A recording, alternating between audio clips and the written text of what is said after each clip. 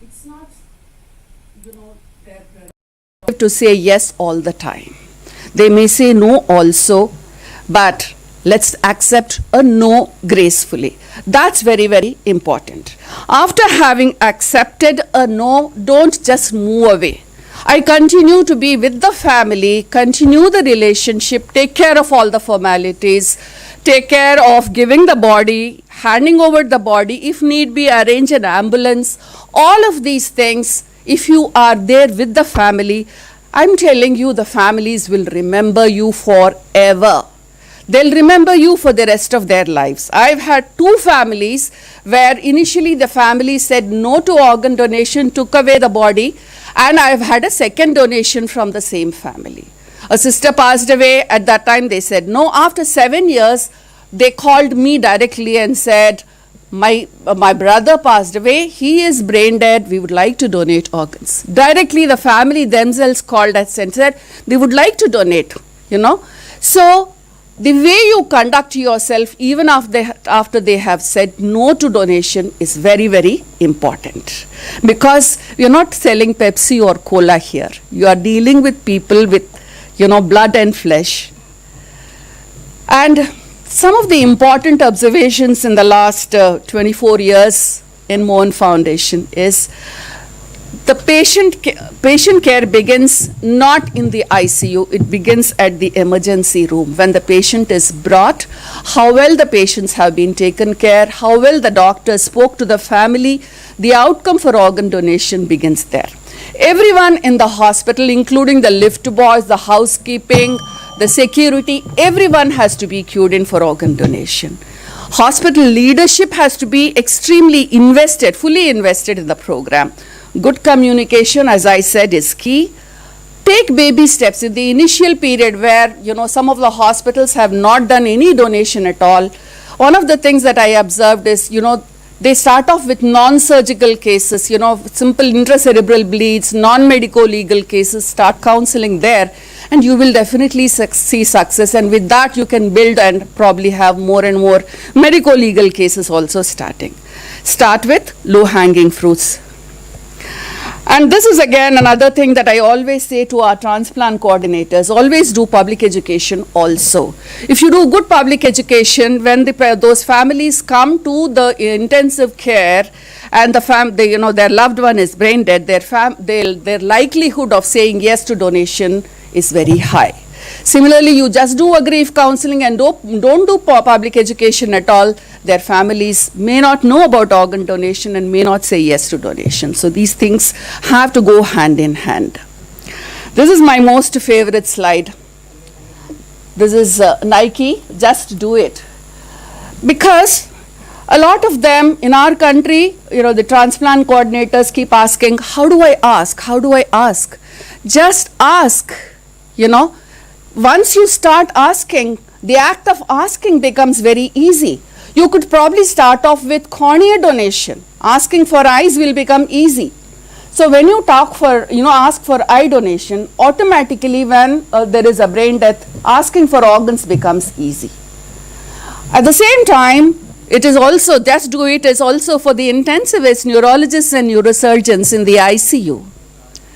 Because last year we had 1,300 and odd deceased organ donors. Do you mean to say we have had only so many brain deaths in our country with a 1.4 billion population? We need to have more and more doctors declaring brain death. Our success rate for counseling is 65%. In Hyderabad, it is 80%. So it's not that the families don't want to donate organs. They will say yes to donation if the counseling happens properly. So these are some of our organ donors, some of our deceased organ donors. We've done 4-day-old babies. We have also done 85-year-old men. And people from all walks of life, from all religions have said yes to donation. And in the beginning of today's talks, somebody said they didn't want to donate eyes, or somebody said they didn't want to donate heart. In the beginning of the program in Hyderabad, I want to share that we had a young 35-year-old lady who was brain dead, and the family consented, the husband consented to all organs except heart. He said, heart is mine. And we respected that. As we talk, today we are doing a 48-year-old man's organ donation in Nimhans, Bangalore. The family didn't want to donate eyes. So we have to respect that. But as far as possible, multi-organ donation, and in our country, multi-organ donation is very much possible. And we've had people donating skin also. We've done heart valves also. So when you ask for organs, I don't specify, which organ, etc. We just take a, consent for multiple organs. So when you do that, that means you are getting a consent for all organs. So like I said, success rate is 80%, and I'm very positive that India is on the right path. We will definitely do more donations. We have multicultural, multi-religious people, from all walks of life with different economic status. In spite of all that, we have done really very, very well. And I'm sure we are going to do very well. And on that positive note, thank you all so much for your attention. Thank you. We can have questions after the second talk.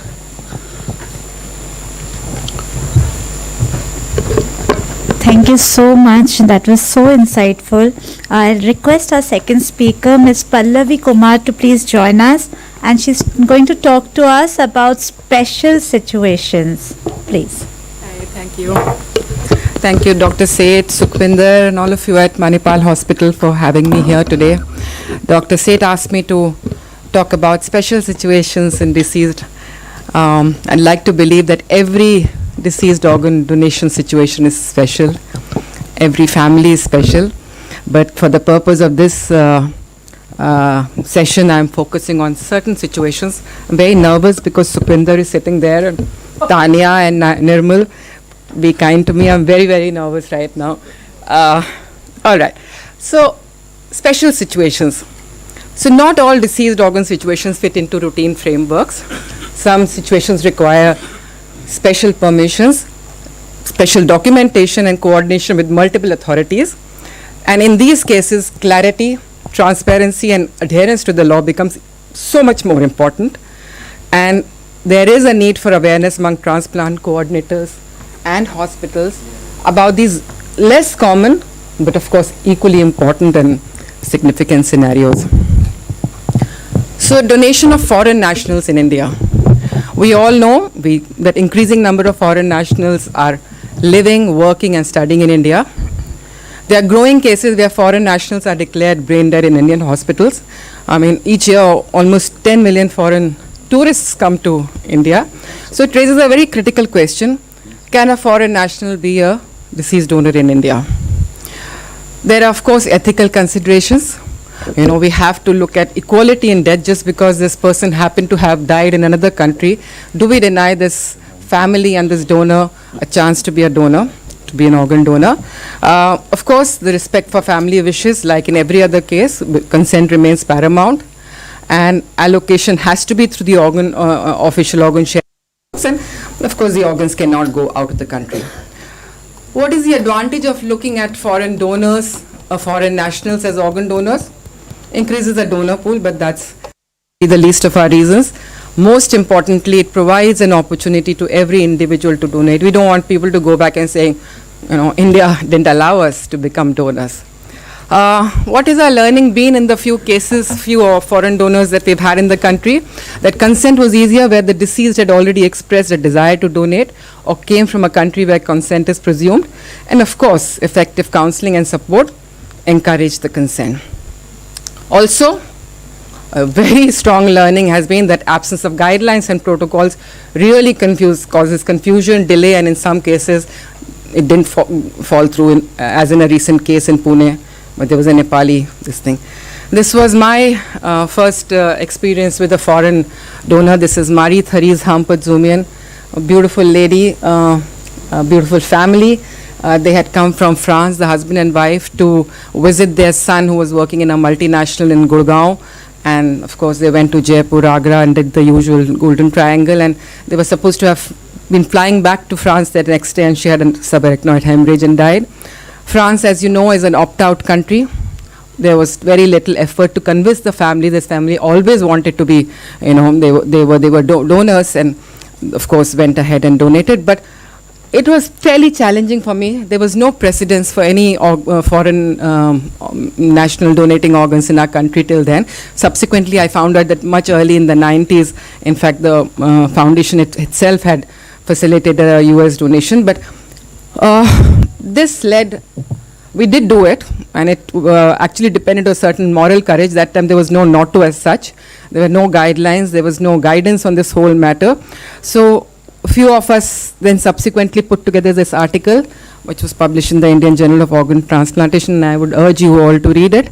We suggested some guidelines that, of course, you certify if the brain dead, document family's consent, good to organize an interpreter if there's a, if English or Hindi is a problem, record telephonic consent if the family is outside the country, always good to involve the embassy from the very beginning. Inform your local police, because ultimately the body also has to be transferred back to the host country, and that time the police becomes. Inform your appropriate organ donation authority. In case of post-mortem facilities, also try to request embassy staff, or some family member to be there. Assist family with funeral arrangements if they're not going back, and transfer a body in case. That is another matter. I'm not going to get into too many details. The article highlights that. And ensure paperwork. So Dr. Anil Kumar is here. Every time there is a foreign national dying, I know I get a lot of calls, so I think it would be good to put up certain protocols up there, because it will provide clarity to all the players, will streamline process, and therefore saves time. And when we look confident, then the families also feel assured and ease. It reduces their anxiety, and also then it gives greater confidence to all of us to try and make the donation happen. So the key takeaways: India does allow foreign nationals. We have had about 5 or 6 so far, I think. Organs, of course, have to be used within India. Proper documentation, ethical oversight is very critical. And I reiterate, every life saved, Indian or foreign, strengthen India's foreign organ donation system. Medical legal cases, Lalita mentioned it also. What is it? A case where a medical professional must report or document a patient's condition due to potential legal implications such as injury, illness, death from accidents, crime, homicide, suicide, snake bite. All of these become medical legal cases. Very common in India due to a high rate of trauma-related deaths. Most of our organ donation deaths, as we all know, are road traffic accidents, quite a high percentage of them. And here, the donation process involves your police, your forensic, and post-mortem authorities. Of course, consent from the next of kin remains more mandatory, even though the body in such a case belongs to the state till such time the post-mortem is done. Important to balance the legal investigation process with timely organ retrieval, because it does cause delay if not handled well by the various stakeholders involved. The work in these cases does not begin at the time of death. It starts much earlier, and if you are a hospital that is interested in this program, you also have to be interested in your nearest police station, sensitize them, help them understand their role in the process, acknowledge them, honor them, involve them, and so is the case with, this is a person who helped us in many cases and subsequently also signed up for organ donation. We have created this flow chart, which we go to police stations and we encourage them to put it on their board. It tells them what their role is, what the forms needed. I'm not going to go into details because it's a separate session itself, but a process has to be followed, and if you do that well, and if your documentation is strong, then the police is going to support you. Again, Dr. Ashish said it, please do not go to police and ask for an NOC. I think Maharashtra does that, Dr. Mathur. It really messes up their brain. They are not there to give up NOC. They are only supposed to do an inquest. Only for medical legal case, not otherwise. That is the only case where police comes into the play, Dr. Anyway, I think there needs to be a clarity on that, and Dr. Anil Kumar can subsequently. We are only asking them to do their inquiry, and with all the documents, brain death certification, family consent, all of the form, organ functional status, they hand it over to the post-mortem guy. He has to say what organs can be retrieved. That's his jurisdiction. So 4 key steps: obtain clearance from the investing of, just getting a clearance to go ahead. You're not getting a no objection certificate. All of that, you have to manage delays, because sometimes families get very upset if there is an excessive delay, but a well-informed forensic and police team can make donation possible even in complex cases. Coming to a third special scenario, directed donation. It's not as common, but definitely is happening, where the allocation of one or more organs from a deceased donor is, the family says, should be given to a specific identified recipient rather than through the standard allocation system. I wanted to share, there was this case in Bombay, Nitin Bhatkar, a lawyer, his brother died, and the family, he requested that one of the kidneys should be given on him. He had been on dialysis since the 2 years and was awaiting a transplant. Case was reviewed by ZTCC and the State Authorization Committee. They had their reservation. They thought this is not how it was done. Subsequently, the Director General, I think at that time, Dr. Prasad was there, he got involved and permission was granted, ensuring that there would be obviously no monetary exchange. Emotional connection was established. They were real brothers. Medical compatibility were confirmed, and he did get the kidney, and the donation went through. The other kidney was given through the regular waiting list. So it seemed like a balanced approach between empathy and fairness. So really we have to ask ourselves in these situations, who decides whether this should happen or not? The state, the committees, because we believe that organs are a national resource and have to be equitably and fairly distributed, on principle of justice and equity. Or is it the family? So they are in the legal possession, and it is a gift from the family. So if someone from the, so who really takes this decision? But what we are increasingly seeing, that if we do not listen to the wishes of the family, are we really taking rather than giving? Because this family would have said no if we had not allowed for that one kidney. And I also wanted to thank Dr. Seth for sharing some of his slides with me for this particular presentation. He's created this checklist. After a subsequent case, they coordinated in Haryana. This is what the checklist suggests, that you go through these processes. And I think the idea is that it should be perhaps be allowed with certain conditions, that the recipient should be a first degree relative, should be on a waiting list, and perhaps, but again, some guidelines need to be created on this. So some of the key takeaways, like I said, unique cases require strong documentation, coordination, and a very strong ethical vigilance.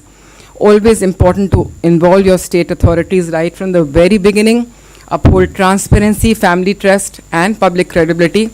And every special case handled well strengthens the system's integrity and enhances public confidence in organ donation. Thank you so much.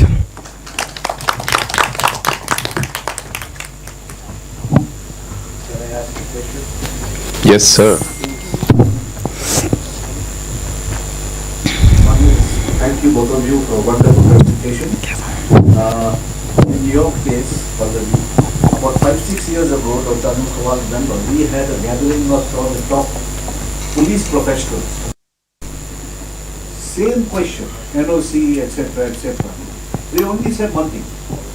In case of any death, we want to know if there was normal, expected, or was it unexpected.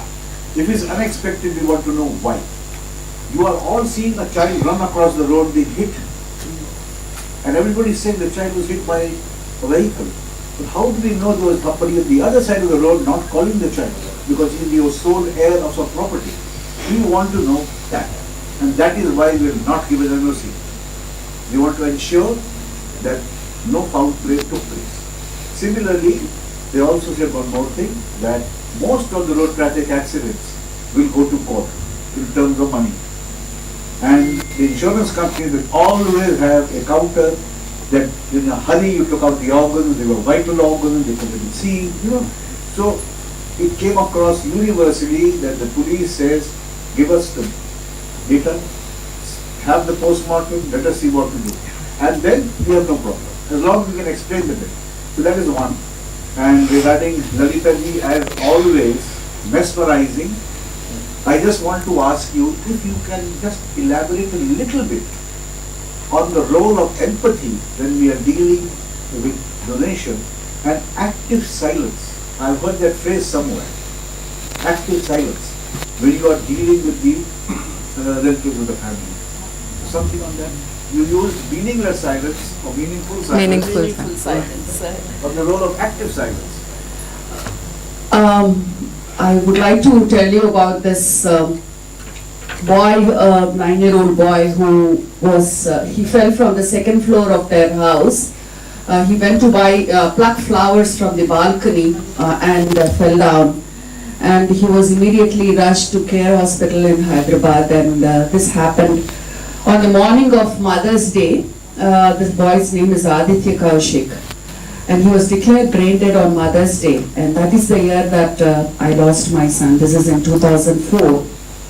So the hospital called me and said that they would like me and my husband to come and counsel, because there is nobody else who can talk to the family and about organ donation. So we went, and there was the husband who was a railways ticket collector. I spoke to him and I said, I'm a social worker. I didn't say, I work for this, I work for that, nothing. I said, I'm a social worker. And then he held my hands tightly and cried so much. And then I just patted on his shoulder and just let him cry. So when I'm doing that, I don't say anything. You're just available. And then the next thing, what happened is, he took me to his wife and he said, this lady is a social worker. She has come to talk to us. His wife's name is Sita Lakshmi. So there were about 50 people in that room. The hospital had given them a room, separate room. There were about 50 people. And this lady saw me and she said, looks like I have seen you somewhere. And she said, and I said, yeah. Because after my son's donation, it was there all over the media and the newspaper, TV, everywhere it was written. And then she asked me, are you a TV anchor? I said, yeah, something like that. And then I sat down on the floor with her and just held her hands. And she said, my son used to sing Hanuman Chalisa from the age of 3. He was such a good singer, madam. And she sang one verse also from Hanuman Chalisa. And then she said, he was always a topper. I have all his progress reports. He was such a good boy. Listen to everything that they say. That is empathy. To me, just listening to everything that they say. It's like they go on a flashback. So just listen to everything that they say. And then slowly I broached the subject of donation. And I said, we cannot bring back your son, but you can do something good. You are saying that he used to recite Hanuman Chalisa. Hanuman is a symbol of seva. This is also one form of seva. So this is an opportunity for you, I said. You can donate his organs also, I said. Immediately she said, now I know where I saw you. I read about you in the newspaper, she said. And then she said, you lost your 19-year-old boy, no? I said, yes. She said, I took care of my son only for 9 years. You took care of your son for 19 years. I feel your loss is much bigger than mine. Take it, she said.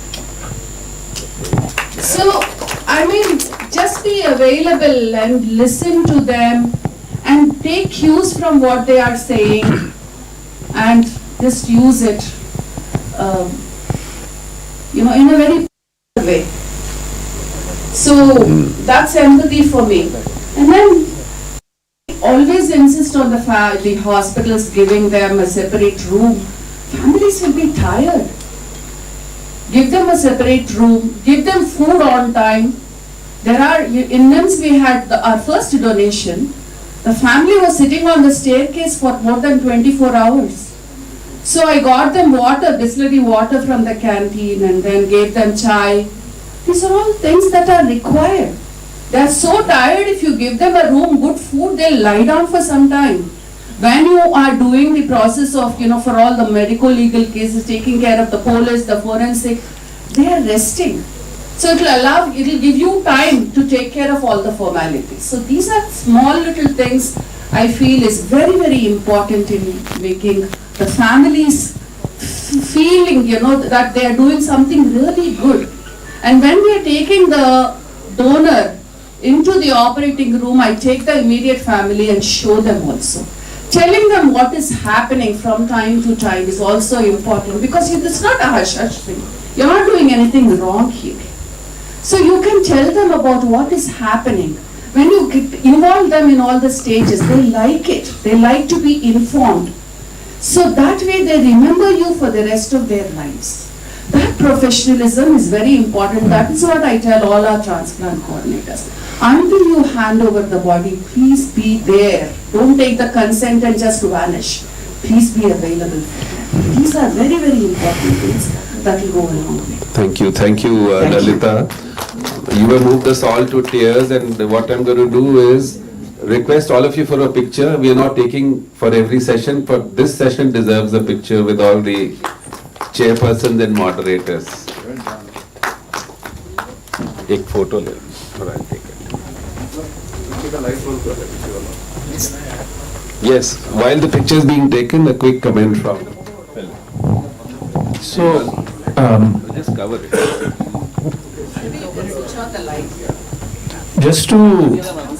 just to add to this, what Pallavi was talking about medical legal cases. When I was working in India, I was told by our forensic people that they only need to know the manner of death. The cause of death is given by the doctors. And most of the time, the cause of death can be obtained even before the autopsy from the imaging available.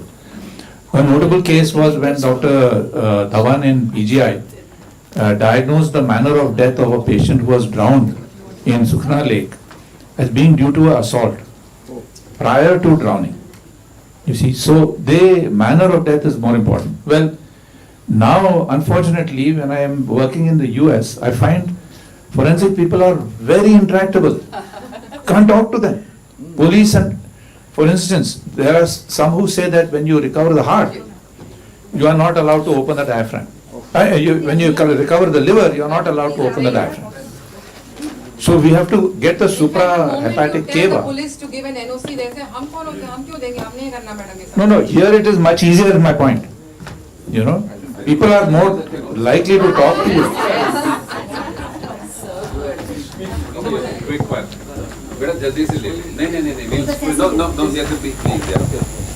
3 seconds more. Next session, please get ready. Sir.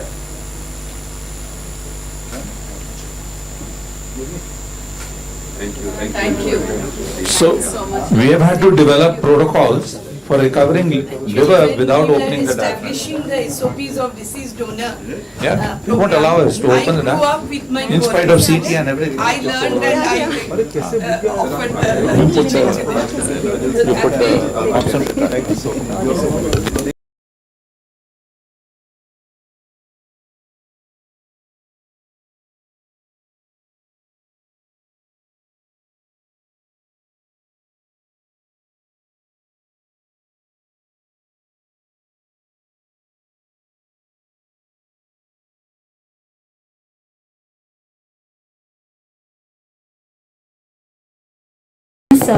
stems from the depths of empathy, I believe.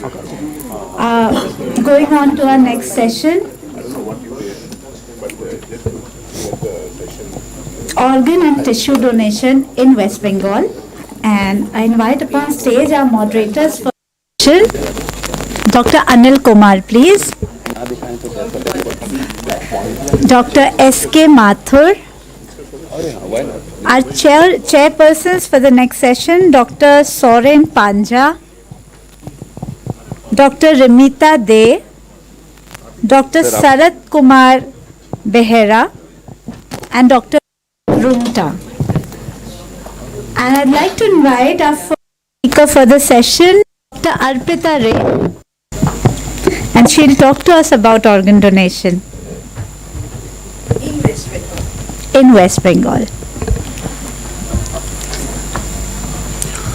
So I'll request everyone to stick to time now because we have flights to catch. So.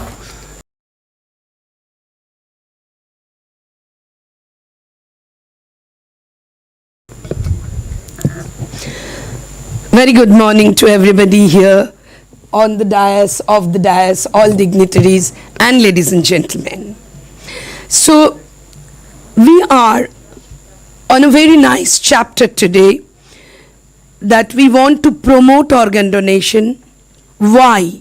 Why we nephrologists are so much emphatic that we should go for organ donation?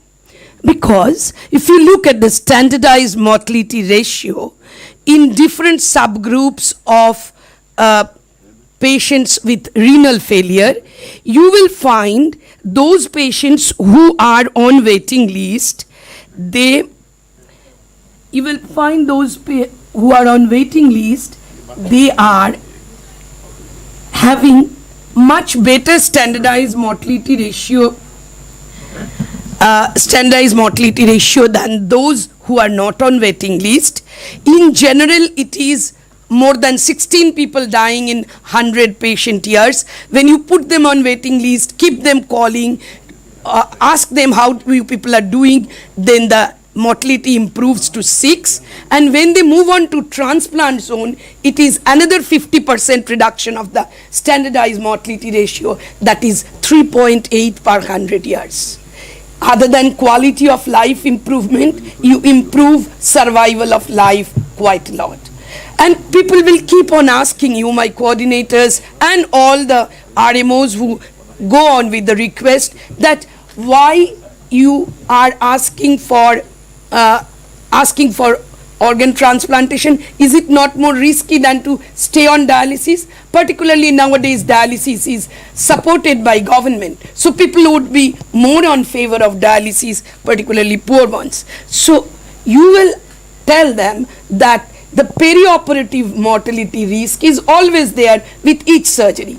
But even the diabetics who have a worse mortality than the non-diabetic population with renal failure, they also come down to their mortality. Is there any pointer? You can see the risk is equal once they cross 106 days, and for diabetics it becomes equal within a year, and ultimately the dot line is there any pointer?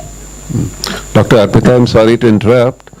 What we wanted to hear from you is organ donation. I'm going. Yeah, not the transplant part, but No, how we no. are doing in organ donation. No. I'm going to the In 5 statistics. minutes, yeah.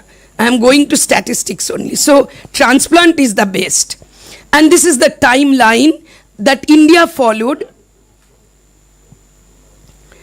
And 2008 is the ethical transplantation promise that we had taken, that is the Declaration of Istanbul. People are not very much aware of it. This had really put the organ selling as very, very unethical thing, accepted on the World Forum, and we all agree to it. This ethical part is very important to remember when you go for organ donation implementation.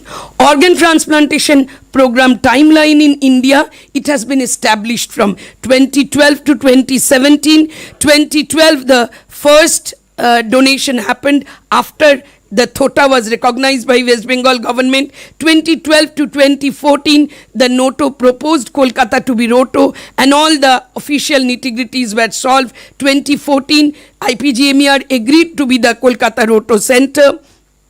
And then 2015-16 is the time when the coordinators were put in and the whole thing was moving on, and 2017 onwards we progressed towards actual donation. Looking at the scenario, you can see as the Indian journey is to increase the number, West Bengal has also gradually increased. We do not have a separate waiting list for West Bengal as a whole, but definitely we are part of this waiting list, and the organ donation rate is not much higher than the standard Indian ratio in Kolkata. So this is the timeline that we have, what we had done in the early part. We had made a small motivated group, surgeon, transplant physicians, students of nephrology and urology, DM and MCH curriculum.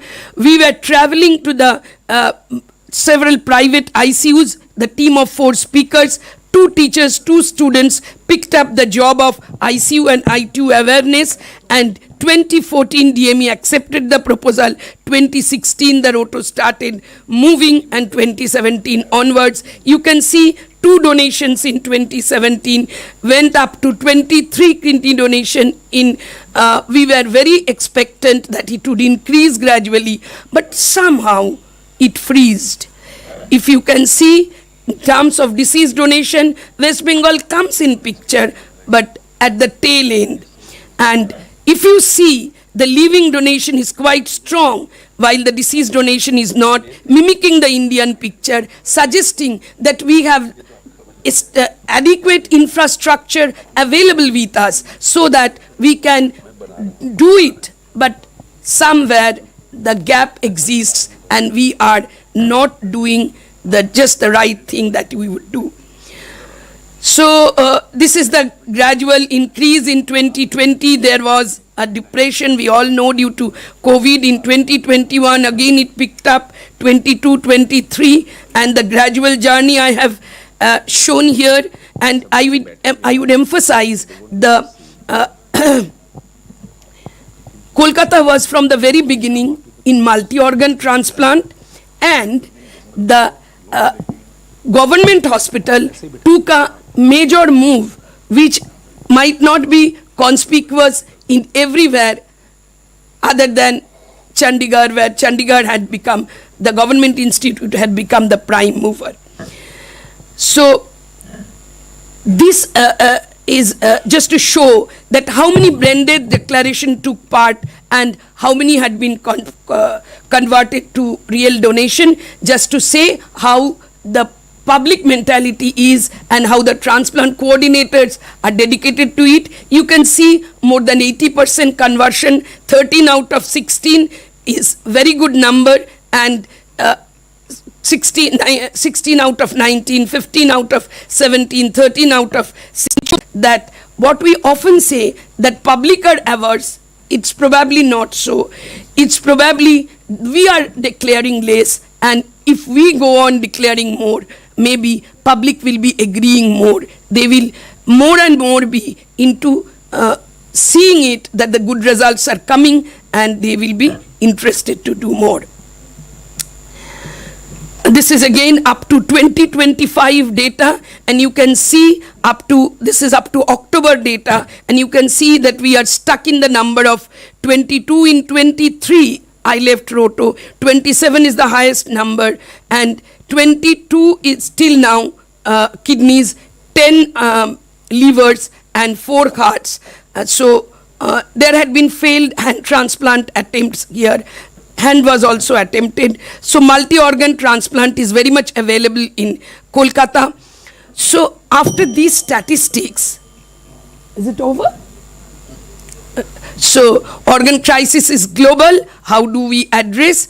The crisis is donation after circulatory death. We should include in living. We can expand the donor pool by SWAP and ABOI. In deceased, DBD, DCD both may be included.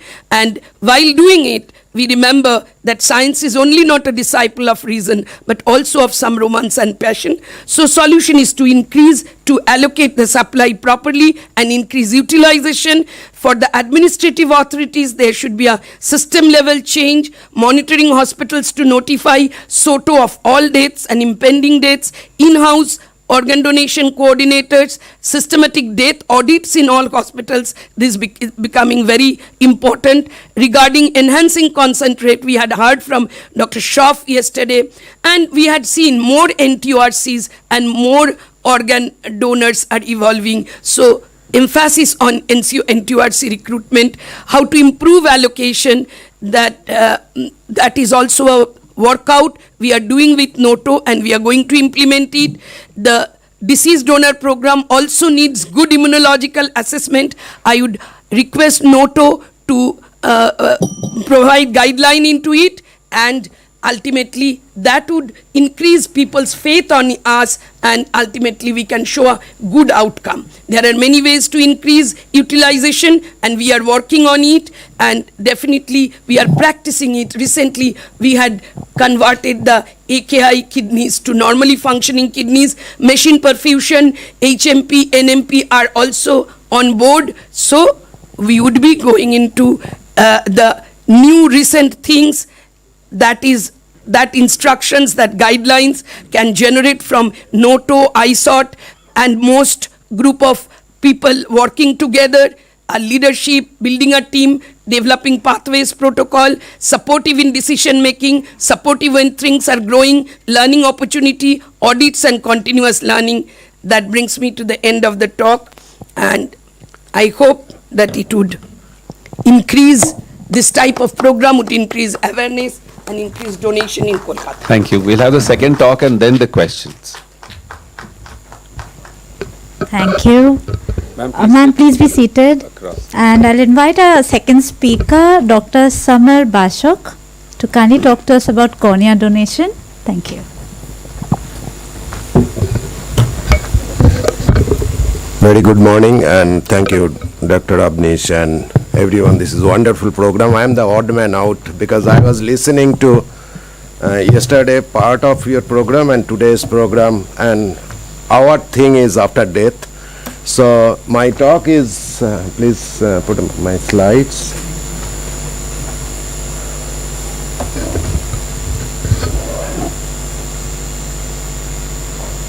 The I-banking in West Bengal. The full stop. Okay. I do not have any financial interest to disclose.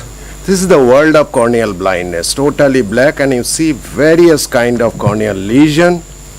And if you see our latest data from Government of India, RAB data, it says that corneal blindness is the second cause of blindness after cataract. And below 14, it is the single most common cause of blindness. And if you extrapolate this data into the 1.4 billion people, this total number of corneal blindness in the country is 450,000. But for all, we cannot do transplant. Our estimate with a long experience that up to maybe 10 to 15% would be benefited with the corneal transplants. And we call it transplantable corneal blindness. That means we need 90 to 130,000 cornea per year with the ratio. This is the average 50% utilization rate over the country. If we extrapolate this data on West Bengal population, these figures comes around 3,500. That means we need 7,000 cornea per year with the utilization rate of 50%. This is the major cause of blindness, corneal blindness. This is I am showing because otherwise talk will be little abstract. So last three, trachoma, vitamin A and miscellaneous, these are actually not a problem at all nowadays. Prevention is the first solution. We all know that 150 rupees specs can save an eye. And also government regulation on trauma, and recently you have seen that carbide gun injuries during Diwali. Lot of people has lost their eyes because of corneal blindness. This is a long-term multidisciplinary action. Second is corneal transplantation. We need donor cornea, robust eye banking support, and cornea surgeon training, because lot of things happened in corneal surgery in last 25 years. We are now lamellar surgeon. Initially we are full thickness corneal surgeon. Now lamellar surgery, you see that we can slice the cornea in different layers, and we can do lot of surgeries from a single cornea, and we can use them best. So there are a lot of new terminology last 25 years, and including the use of artificial cornea, or we call it keratoprosthesis. So this is full thickness. To just give an idea to full thickness corneal graft, This is a therapeutic corneal. We try to save the eyes, but sometimes you find miracle in this. This girl is now a lady, almost 15 years, and doing fantastic with this kind of people told that remove eye. This is anterior lamellar keratoplasty. This is posterior lamellar or endothelial keratoplasty. There are two groups, dissect. And these are suture-less keratoplasty. This is beautiful graft. You see there is no suture in this. And this is, keratoprosthesis is our last option, but here we still need a cornea because we need to make a sandwich with the help of plastic diopteric lens. And this is like popular one is the Boston type 1. You see the eye will be looking like this. They are doing fantastic after 13 years, 14 years. And this is when the eye cornea is like skin-like. We call bony dry eyes. We have to do osteoodontokeratoprosthesis. Again, we need cornea. And sometimes we do type 2 like long-standing SJs. And we have to do this kind of surgery where only an optical part protrude out through the closed eyelids, and you see this smiling space after many years. So for all this type of modern transplant, we need quality donor corneal, robust eye banking support, of course corneal surgeon. The first keratoplasty happened 120 years back from a living donor, not from a cadaver. But then this gentleman proposed the cadaveric cornea, Filatov. He was considered as father. 1944 in US, they first developed the cadaveric eye bank, and Chennai 1945, R.S. Mutaya first, in that time Madras Medical College, 80 years of Indian eye banking. If you see the global data, one cornea is available for 70 corneal blind people. And you know that 53% of world population, they do not have access to cornea. And you can see the Christianity and Hinduism, all this religion, all are there. EBI data in last 30 years, we have total collection was 1 million cornea, and we have done 400,000 corneal transplantation with an average utilization rate of 41%. However, the post-COVID, because of utilization rate is increased, now it is close to 60 to 70%. There are different models of eye banking in India, institutional, standalone, so on and so forth. But we have three-tier system: ERC, Eye Retrieval Center, Eye Bank, and Eye Bank Training Center. Regulated bodies, of course, Government of India and EBAI. If you see the total India, there are many eye banks, but only 19 eye banks, they are collecting more than 1,000 cornea per year. And the utilization rate, 2 to 81%. 2% one side, 81 other. The average is like 41 to 51%. This is the status of West Bengal. 36 eye banks and ERC. If you see the data, more than 50 collection in a year at 16 eye bank or ERC. Only one bank is collecting more than 1,000 eyes. Non-functioning are 7. Utilization rate is 0 to 83%. This is when a call comes to us. This is a series of happens like call, contact, consent, donor medical review, physical inspection, retrieval, evaluation, then suitability, storage, release of tissue, transport, and then follow-up of that tissue. All are voluntary. This was the earlier concept and I was listening, but all of them are without, we do not require pledge. Pledge is just a memento kind of thing. It doesn't have any value, but mostly it happened without pledge. But ACRP is really good track, it is going good. And like Lalita was telling that we have required request law, but we do not have presumed consent law as in US. We have to use this required request law. ACRP is the proactive, you go to the hospital, you counsel like your organ donation, it is almost similar, and India is doing good in that sense. And ACRP model, mostly NGO in government hospital, this is the popular model, and the consent rate is between 5 to 40%.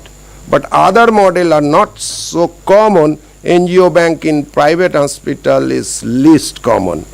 For any model, the remuneration of EDC, eye donor counselor, or other expenses are always with the eye bank. So you see a lot of advantages are there. Main advantage, you are getting all the medical documents and also better propagation of eye donation education message, because you are being observed by many people in the hospital surroundings. Typical hospital are more than 500 bed, ICU all facilities, centralized death notification system, and death rate 3 to 5 or maybe at least 10 to 15 per week. Initially we used to collect the whole globe, and that was not accepted by the family members. When we talk about the corneoscleral button like the lower one, and we have excellent media now, we can preserve up to 14 days. And when we show that we will take this part of the eye, and they agreed. So our consent rate increased from 5 to 40%. So new slogan is donor cornea after death, not donate your eyes.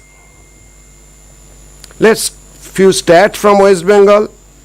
This is the last 6-year data. You see that we have never achieved the target given by the NPCB, but we are closer in many sense.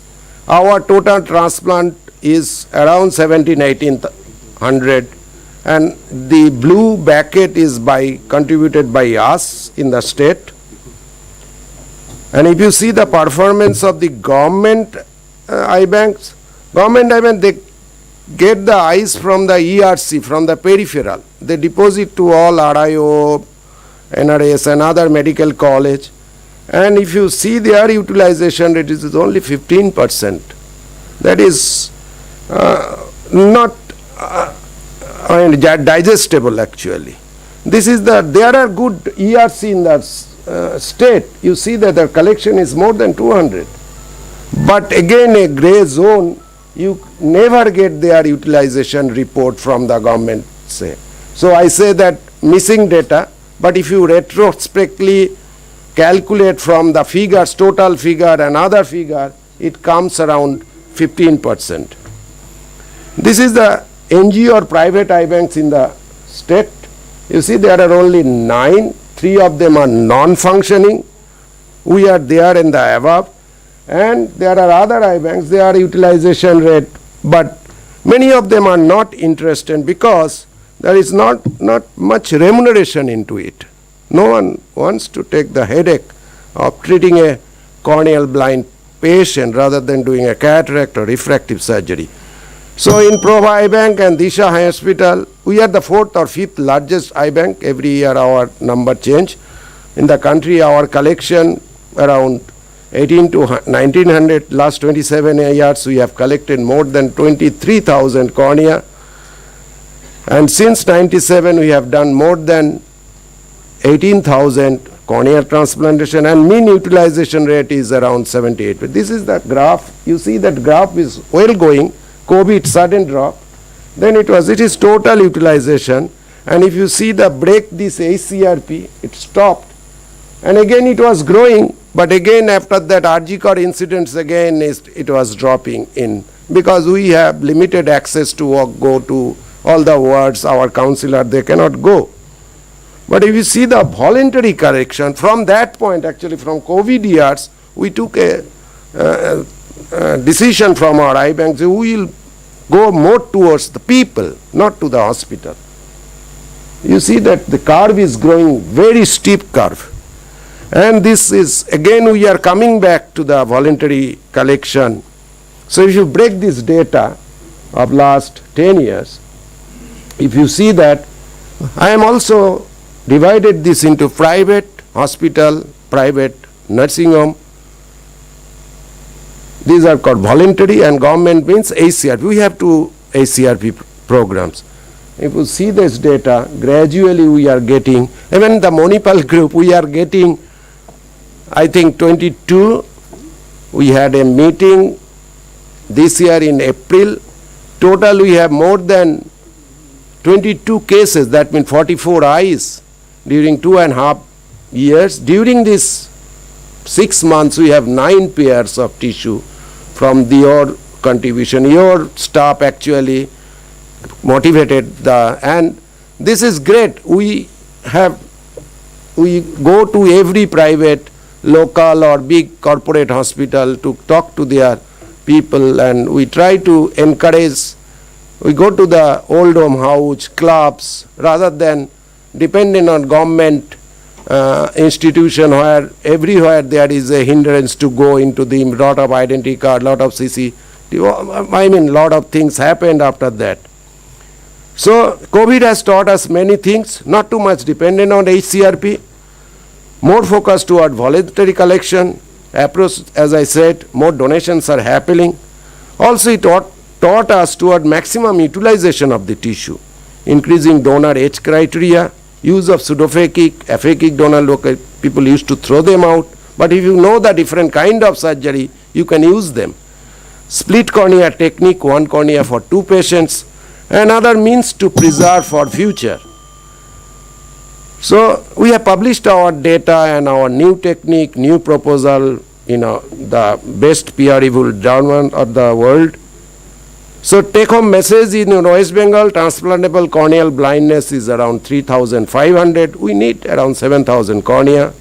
Currently we are performing around 17 to 1,800 transplants every year.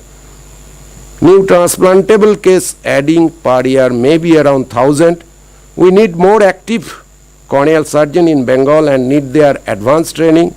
Corneal surgeon training program is available in our hospital. I take 4 fellows every year. We need robust eye banking support. Keratoplasty surgery is not difficult. It is not expensive also. Mindset is very important. It is the most satisfying and rewarding than any other transplant surgery. Thank you very much for your patience. And you saw that we use this little, they are our donor, and our thanks to they are our full-time ambassador.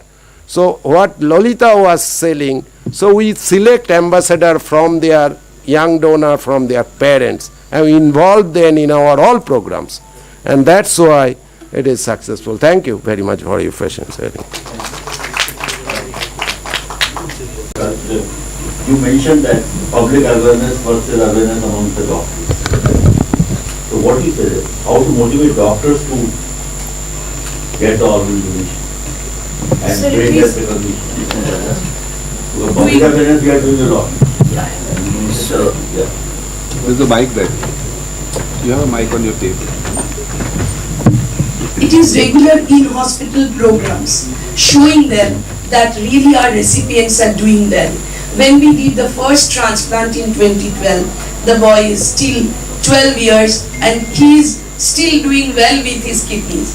So who else can be better ambassador, as he was telling, that boy, what that boy is doing. So this type of meetings held in hospital involving the other fraternities, not only those who are connected to our program only, they should also be visitors to the program. And it should be endorsed by the hospital administrative authorities very well, because once CEOs in a private setup says yes, in a government setup the director says yes, in an administrative setup the health secretary says yes, the things are implemented much more accurately. One more thing I was asking for, sir, hospital audit, that how many brain deaths are generating. Suppose the ICU chief needs to write that in last month how many brain deaths he had declared, how many months he will be writing no. At one point he will be asking himself, am I writing the right thing? Because we know that certain percentage of ICU admissions go on to brain death, that all ICU intensivists know. So that way the brain death audit, and I don't know whether such stringent action that allowing the certificate, new certificate with the brain death declaration would work or not. That may be too Dr. strong an Arpita, action. we have the privilege of having Director ROTTO here. Sir, what do you suggest for West Bengal? Thank you, Dr. Arpita. It was an excellent presentation. Actually, in West Bengal, this particular Institute of PG Medical Education, is doing excellently, like in organ disease donation. Like most of the donation that have happened, they have happened from this institute, and they have utilized also. And most of their transplant numbers, if we see, I think 50% of their transplants are they have done from deceased donors. Like they are doing kidney, liver, and this is the only government hospital which has done lung transplant also, and which is the patient is still surviving, that lung transplant recipient. So Dr. Arpita, she set up the system over there, and unfortunately she had to move out from 0. The donation number went till like 27, so that was really commendable. But because unfortunately she had to move out. But what problems I see in West Bengal, that there is only one institute, government institute, which is doing. Others are totally not involved. Like we have, I think 4 or 5 more medical colleges in the Kolkata. None of them is getting involved in the donation program. And as SOTO or ROTTO, like it was required that they should involve everybody, not only Kolkata, the entire West Bengal state. And even the region, the entire region, because that was a big institute which could have mentored other states, Odisha, Sikkim. They have Sikkim under their region, and they have, so that has not been like maybe, and they like employed only very limited staff. We had a provision of 11 staff, and we still see only 3 or 4 staff. And because if you think that as a director or a joint director, a regular faculty who is like doing this work, and we don't have dedicated people, so they will be able to devote only limited time, and we need dedicated people to push the program. They may be hired, like somebody who is retired or somebody can be hired on contractual basis and can be like involved to push the program.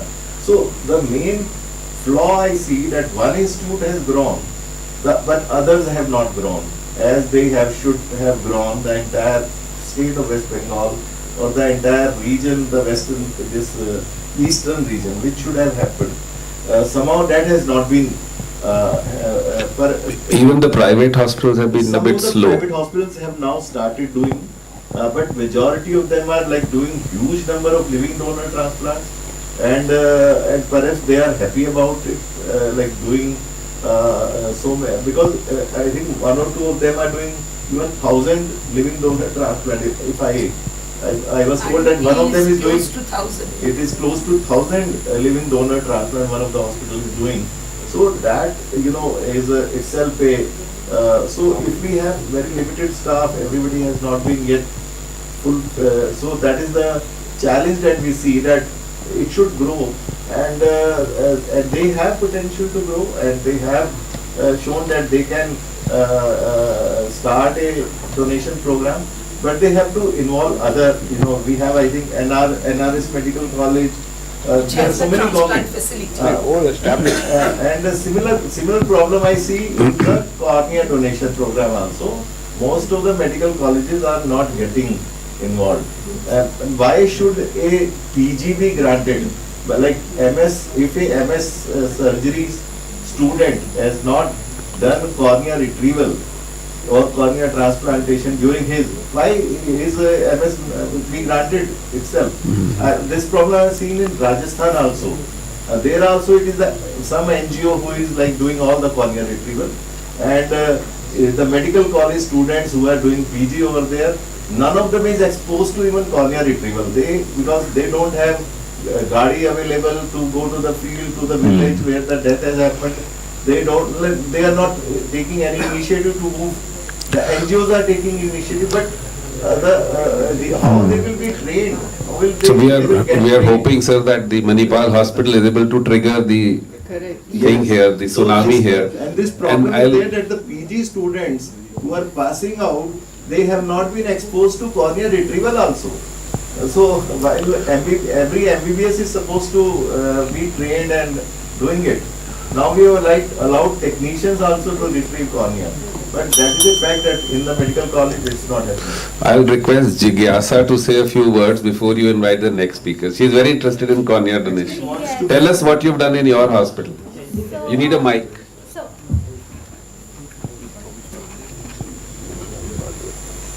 So, the one thing that I understood about cornea donation is it's a stepping stone towards organ donation in the future, because like a lot of you pointed out, patients are probably willing, but we are not willing to ask.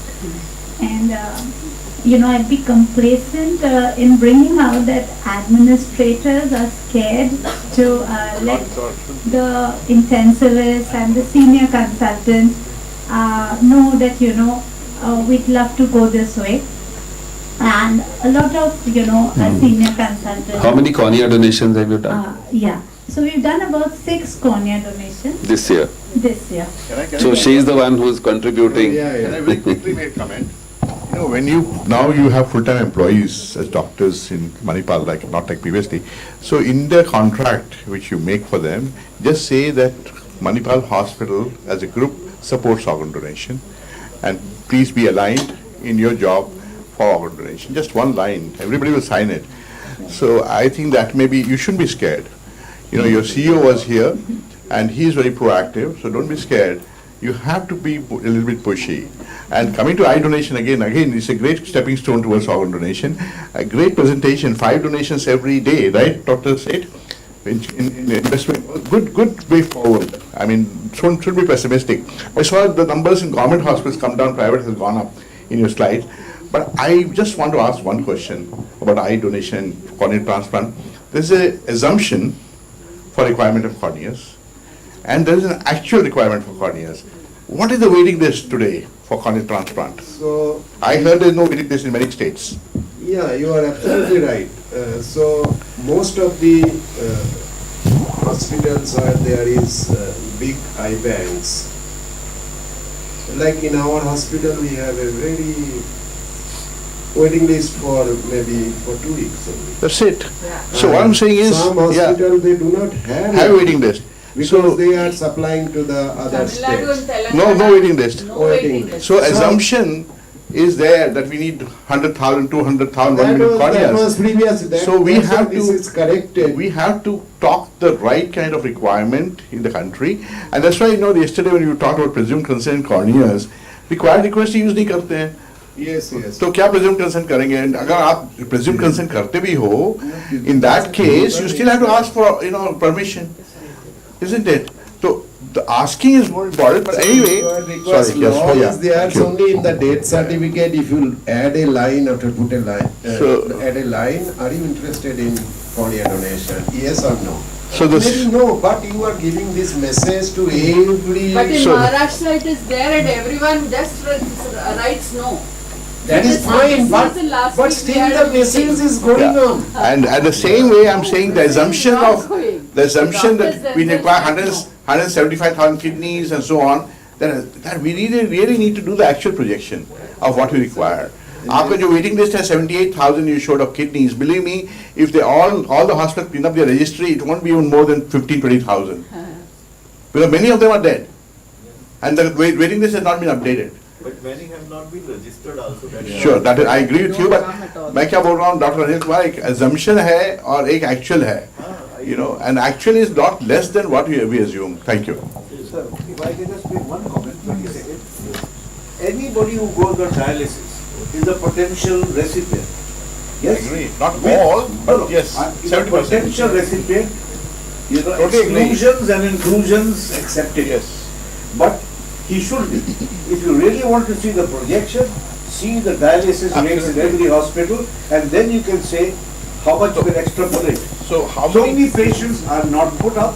There are so many centers, Dr. Arpita, but the people are very happy with dialysis and not wanting any number of dialysis I totally agree. patients, but nobody is interested in transplant So- medicine. So You know, let's be very honest. Yes, of course. See everybody, all the dialysis centers, how many of them? Then Dr. Arpita can tell us how many people are on dialysis in this country. You have an approximate figure, right?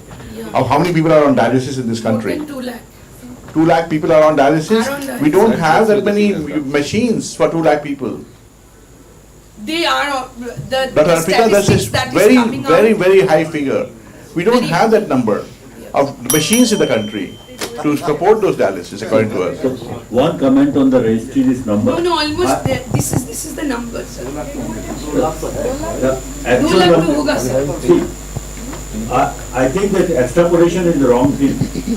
Because every state where the organ donation is happening, there is a recipient waiting list.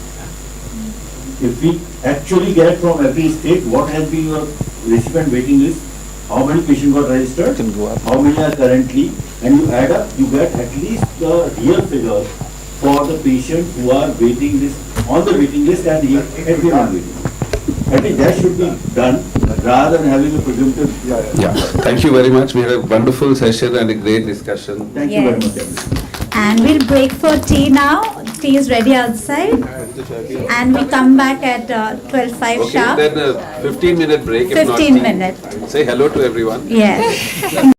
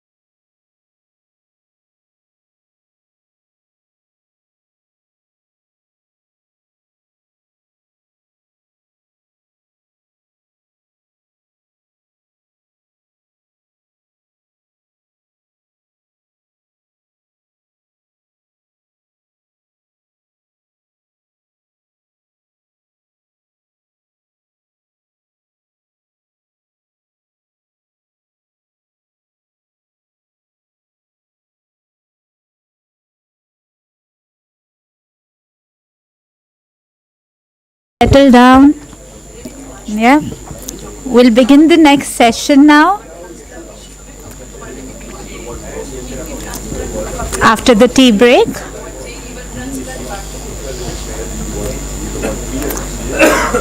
So, our next session is quality in organ donation. And for that, I'd like to invite upon stage our moderators, Dr. Subhash Todi, Dr. Kunal Sarkar, our chairpersons, there's still outside, I think, some of them. Our chairpersons, Dr. Kaushik Datta, Dr. Romi Singh, Dr. Amlan Mondal, and Dr. Vijay Kumar. I will request our first speaker to kindly join us, Dr. Avnish Seth, and he will be speaking. In fact, we'll be having an interactive session on key performance indices in organ donation.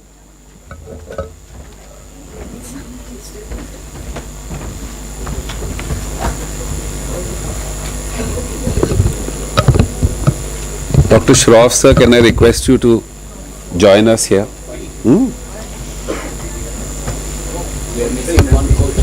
Yes.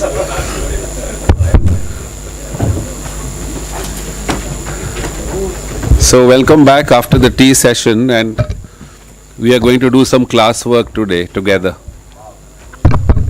So please read what paper you have to understand how we are going to do quality in organ donation in India, and we'll try to talk about it together to see what standards we should follow. Yeah, so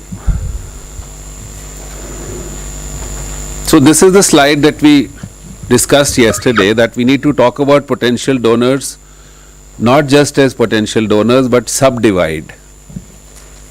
Starting from a GCS alert to PD identified, that means 3 or more brainstem reflexes absent, then reporting to somebody within the hospital, and then evaluation for organ donation, optimization, then testing, and going on further. So this is what we are trying to get into quality based on the sheet that I have given you. This is the kind of data we would like to collect from every hospital. So the mission statement for our 50 hospitals at least to start with, which we are trying to implement, is to identify all potential donors, report all, and then start thinking what to do with them, and then do some audits, etc. So what we have with you is a 300-bedded hospital. Actually, it is my hospital. 82 ICU beds, 45 are in medical and surgical ICU. 17 doctors are working in the ICUs, and we have a license for liver, kidney and heart. So from December this year, from the hospital information system, an automated alert goes out whenever a GCS goes 5 or below. And this alert goes to these 5 people that are mentioned. Potential donors that are identified by critical care team, I've already told you they are defined as 3 or more brainstem reflexes. We have not done the apnea test here. Then the potential identified people, they are reported on a text message by a supervisor nurse from the ICU. We call them SNOD. So supervised nurse organ donation. And the outcomes are noted, that what happened to all these people who had a GCS score 5 or below. So this nurse is not involved in any way with declaration or anything. She is there just to note, because she is working there, it's very easy for her to tell us this, that out of the 249 alerts that we have done so far till last month, 52 were relevant to organ donation. So there is a lot of noise on the other side, which subsequently may be relevant to DCD. But for brain death side, 52 were relevant. And she told us that out of these, 32 had stroke, 4 had head injury, 10 brain neoplasm, and 6 anoxic brain injury. This also tells me that we don't get trauma in my hospital, and the potential for organ donation will depend on what kind of cases you get. So what happened to these people? We need to prod ourselves further. So we thought of a name, patients related to organ donation. Related means relevant to organ donation. So what happened to these 52 on the left side? She told us that 22 either were improved or discharged, 7 went LAMA, 10 had a cardiac death, and 13 went down the brain death pathway. So what happened to these 13 is what we want to know. Do see here that 22 were discharged out of 52, GCS 5 and below, means that maybe some of them were on sedatives when the GCS scoring was done. But we are not worried about it, because we are not worried about picking up more, we are worried about not missing any. So we are allowing that to happen, no problem. And this is the pyramid we would like everyone to develop in their hospitals.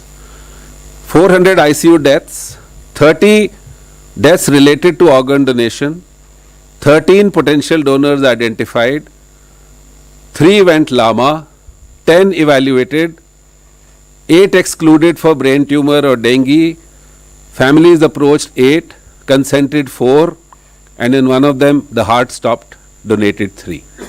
So with the data that we have shown you in that little sheet, this can be done for every hospital. And why we should do this? Because from here we will calculate how good or bad we are.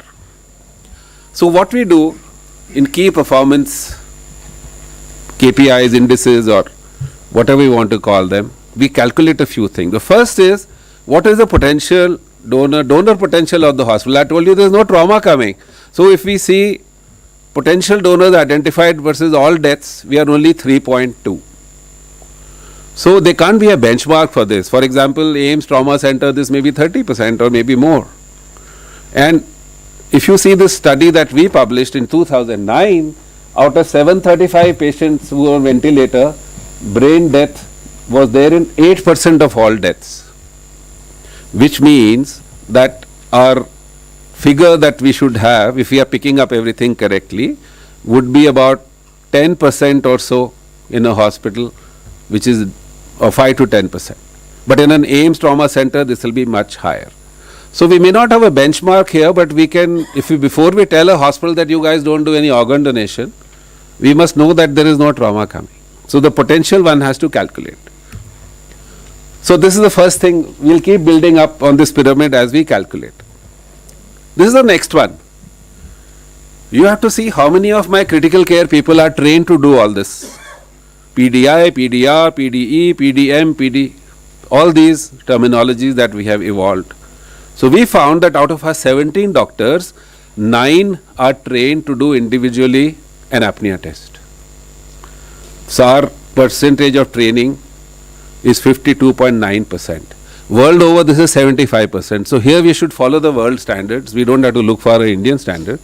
So despite Manipal and all of us being so into organ donation, in my own hospital, only 50% are trained, which means off hours there may be problems at night, etc., etc. So this also gives us that we need to do more training. So far was structure. Let's look at outcome. Are we identifying all potential donors? So potential donors identified divided by all deaths related to organ donation. So we have 43%. So in the study that we published in 2009 on the right side lower down, we said that if somebody who has a diagnosis compatible with organ donation like head injury or stroke, 30% of the time we should be able to identify brain death. Potential donor about 30%. Yesterday I saw his slide and I commented on Deepak's slide from AIIMS Trauma Center. He had about 400 deaths and in 200 they could identify. 50% of the time, if you are looking, you will pick up potential donors. And we are not talking about brainstem testing done and not apnea test done. But some, your pupillary reflex and 3 brainstem reflexes absent. 50% of the time. And we have hospitals in India which say 0, 0, 0, 0. Therefore, the benchmark could be 30% to 50% maybe, but the world figure is 30 to 50. So why we are not different from the world in the number that we would get. So here it comes, another one, that we should be able to calculate this wherever we are. And if we are not hitting 30%, there is something wrong. Are we testing all potential donors? So tested brain death, possibly this is potential donors, versus identified, divided by identified is 61%. So we should be testing ideally about 90% of the patients that we have identified. So this is the world figure, we need to work on it. So I put another one here now, one of the key performance indicators. Are we maintaining all donors? So how many die before the second test can be done versus the total identified brain death identified. So here we had 7.6% in because we had one death, but the world over figure people feel that it should be about 3% if we are doing a good job in maintaining. But in India we could often talk of 10%, 5%, that we may lose about 10% of patients or 5% of patients during the brain death pathway. So this again we can discuss what should be the benchmark for our country. Family approach percentage. Family is approach versus divided by potential donor tested. So we had 8 on 8, which is pretty okay. So we should be approaching at least 90% of the families, I am telling you, Spain and the world standards. Next one, consent rate. Sukhvinder counseled 8 of them and 4 of them said yes. 50%, what should be the benchmark in our country? We'll have to again work it out, but we have to give a good benchmark because everybody has to try to achieve that. We may be doing 60-70% in Chennai or maybe 20% in North India, but a national figure, one nation, one policy means we have to come out with a national figure and try to go there. So we've almost completed the pyramid with the last 1 or 2 conversion rate. This is the actual donors, not how many families said yes.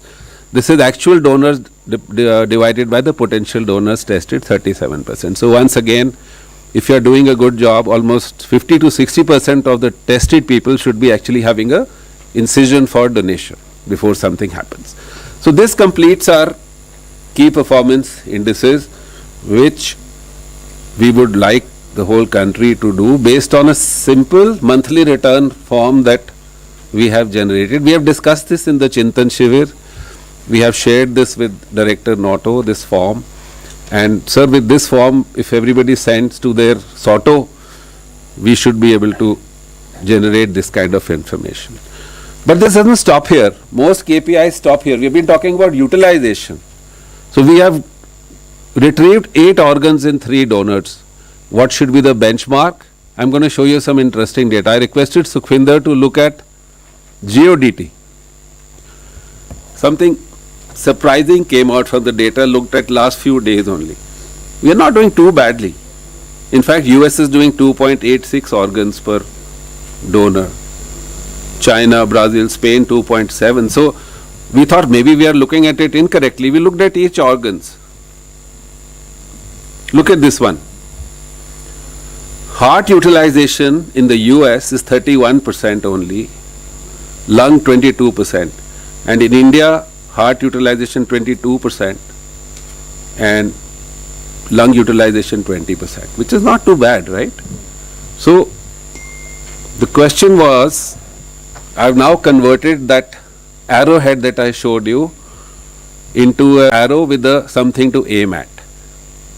So you have to start at these 2 things: the donor potential of the hospital and the training standards of your ICU before we start calculating the KPIs. And even after this is done, the target has been achieved or not. There is no point in taking one organ and saying, wow, we've done something great. So we need to start looking at lungs and heart and pancreas more seriously. So my last slide, it's time for quality assessment, for structure, outcome. We must have a simplified report to the SOTO, but it should have enough data to calculate KPI. And we have worked on this for last 4 years to show you what we are doing. And we must have our own benchmarks. And for that, we could have a group together. Dr. Anil sir, we could make a, like we did the DCD paper, 3 of them. We could be 30, 40 of us. We could have multiple Zoom sessions and come up with KPIs for the country. Thank you, sir.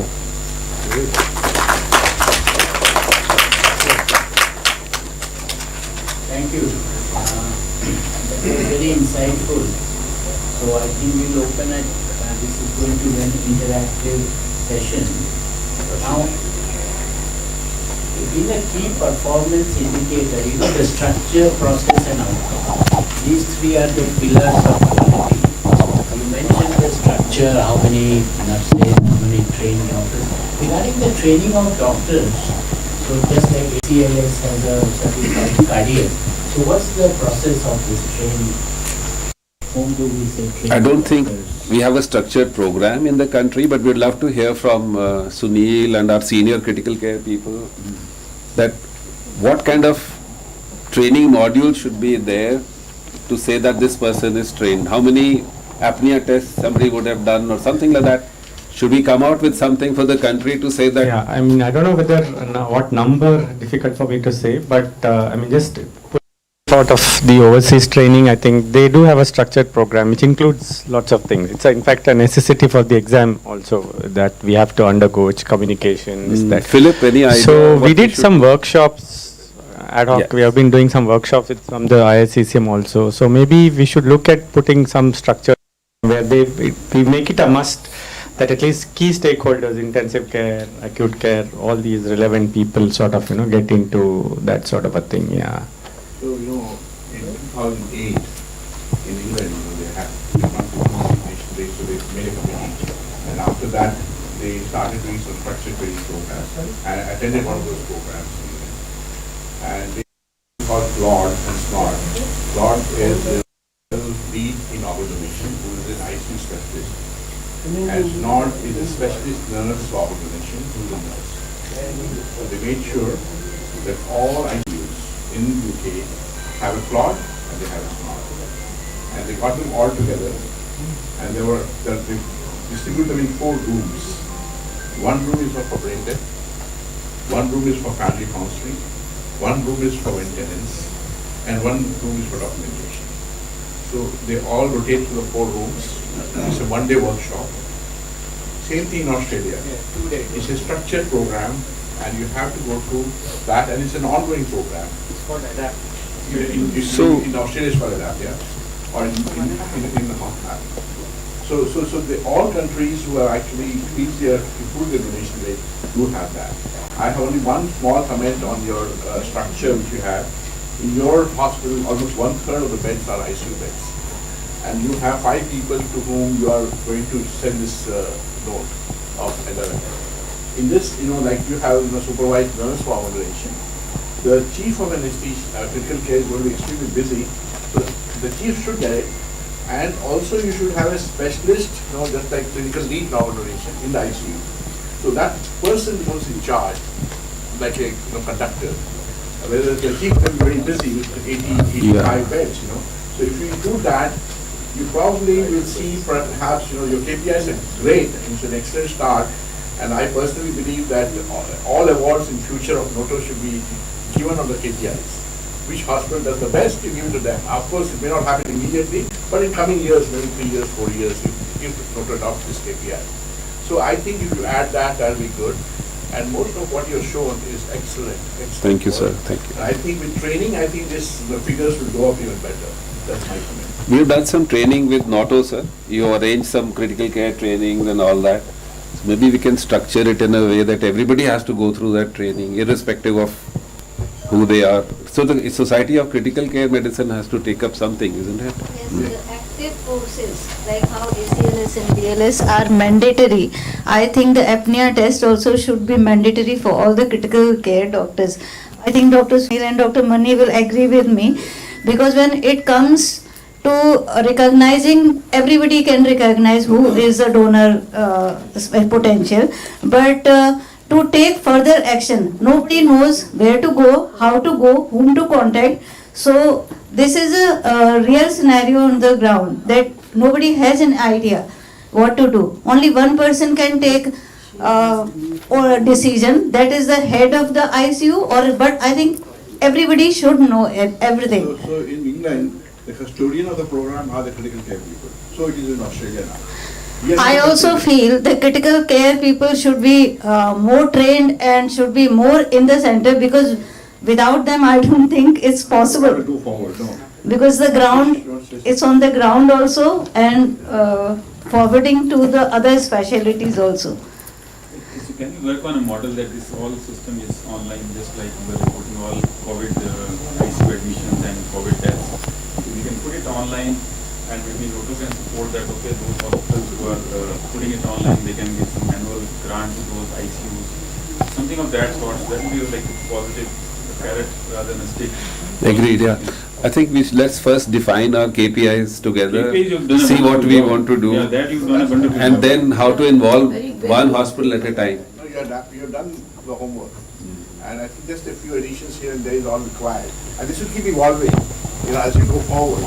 Some hospitals will come up with something else, but the start is good, the basic template is perfect. Last comment. थोड़ा subjective होगा, the last indicator where you're talking about utilization, it would differ from a center to center, trauma center. In a center like yours, perhaps utilization No, will... I think I'm very guilty of not sending lungs away from my hospital. I feel bad about it.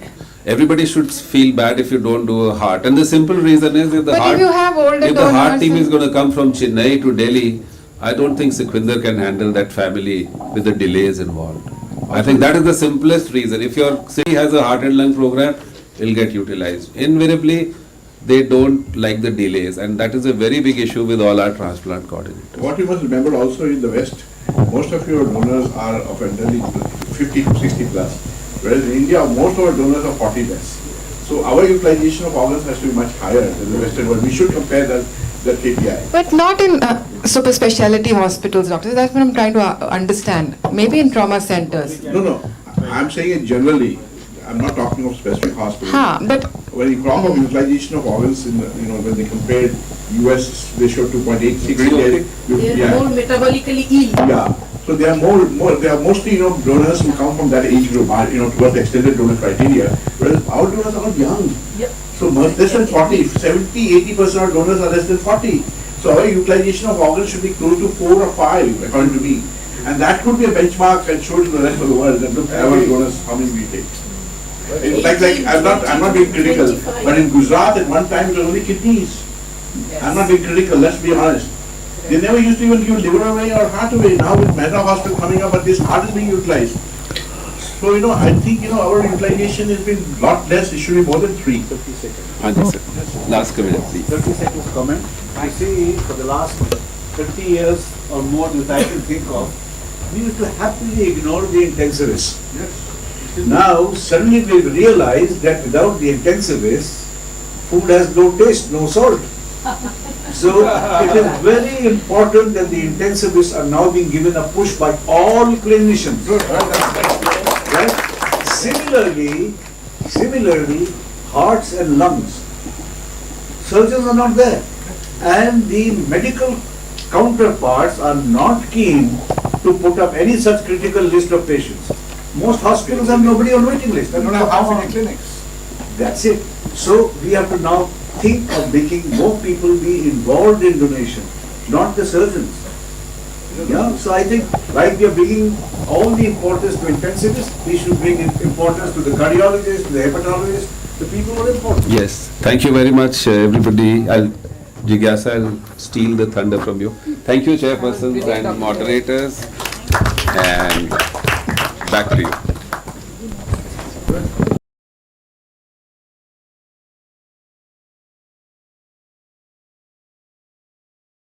Making it count through KPIs.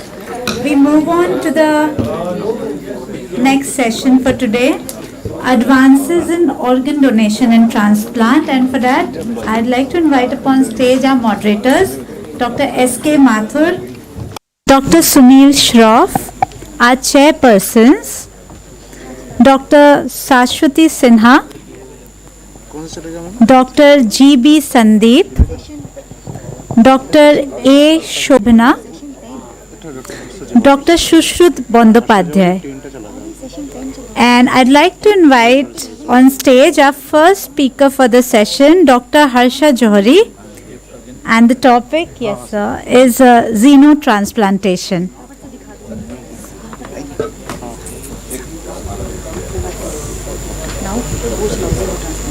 Others here? Doctor, oh my God. All नहीं मैं तो देख रहा सारे मोहब्बती आके बैठ रहे हैं यहाँ पे. Once again, Dr. Avnish, thank you very much for giving me a topic which has got. It's a new world. It's a brave new world. Xenotransplant. Yeah. I admit freely I know nothing about it, and the science of it is something I think most of us don't know much about. Right? So I thought the best thing to do is to take it forward slowly with an overview. Now yesterday I gave you a happy family of father and son. Today I am giving you the actual surgical procedure which the father, so-called father, has done to the son. Right? Xenotransplant. This should be the icon for xenotransplant in India, where somebody is actually putting the head. And that's the master transplant surgeon and the mother there, folded hands, right? It took me a lot to find this. I can tell you, the other one is easy to find. This one you can't find. Right? Well, you can hold it. But, you know, you are actually seeing the transplant, xenotransplant in action. Now, introduction obviously is that it refers to the transplantation of living cells, tissues or organs between different species, usually from animals to humans. Now, historical background. There is origin in ancient mythological, religious and scientific ideas. Early civilization imagined half human, half animal beings, chimera reflecting fascination with blending species. Now, half human, half creatures, centaurs, mermaids, Anubis, minotaurs, sphinx, from a variety of cultures, religions, backgrounds, geographical and otherwise. The griffin, which is not actually in the straight this thing, but it is being used as a metaphor for combining different species, and this again has its own mythological background.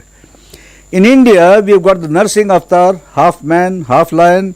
You had Daksh, where Lord Shiva again knocked his head off and gave him a goat's head afterwards as punishment, and then he gave his son an elephant's head for the same kind of thing. So, and the mother was creating the baby from skin cells. Now, these myths and religious icons over many civilizations and many millennia, are they symbols of the progress and evolution of human civilization? Are they symbolic? Or are they rooted in long lost scientific realities and knowledge between what we know and what we don't know? There's a big gap. And you can say, it didn't happen because I don't know it. Is the moon made of green cheese? I have not gone and eaten, so I don't know. But it may be. The possibility exists. So it depends on which way you want to give importance to that. Are they rooted in long lost scientific reality? Because nobody ever blinked an eye when you see these stories. We've taken it at face value. Or are they just the imagination of various dreamers? Right? Over centuries and civilizations, what kind of weed they must have been smoking over centuries in different kind of all of them have the same kind of imagination. See, all religions. So there must have been some special kind of weed they must have been smoking. In India, yes, but otherwise, no. Human development over millennia. Humanity has progressed from mythical imagination to scientific experimentation. The dream of combining human and animal traits has evolved into biomedical research. Human beings being given animal parts, right? So we've had pig's heart and monkeys and kidneys, etc. So I will just show you through some of the news items which I have been able to download. A brief history of transplantation. You had frogs were used for skin grafting in 19th century, and then you had the first immunosuppression, baboon and kidney, chimpanzees and kidneys, chimpanzee heart, lung. Then you had pig skin used successfully. we are going back, now coming a little faster, baboon's heart, liver transplant, transgenic pigs. Then of course we had Dr. Barua in Assam, who gave a terminally ill with full consent to the person. He gave a pig's heart. Maybe it was before his time, or he should have taken some more consents, but he was hounded, right? And when only people asked, who is the complainant? He said, it's a pig. So then only when the case was withdrawn, by that time the man actually had given up. So, see, there's an ethical issue there. Who gave the consent? The pig. So, anyway, so then we got 2000, ban lifted in some country, all the countries had stopped in the 1900s. Pig cell, now 2007, these things are picking up now. Type 1, type 2 diabetes, Parkinson's, we are using pig cells. 2021, first successful transplant of a pig kidney into humans. 22 again survived 2 months. Skill cells, recently in the news it came, where you actually took skin cells and made it into an early embryo, very early embryo. Not taking XX and making XX, but you're making it possible to do XY or XX. So you're actually making a totipotent cell go one way or the other. Where it will lead us, God only knows. But goddess Parvati embodies the principle of cellular it's not cloning, it is a different mechanism which is coming into play.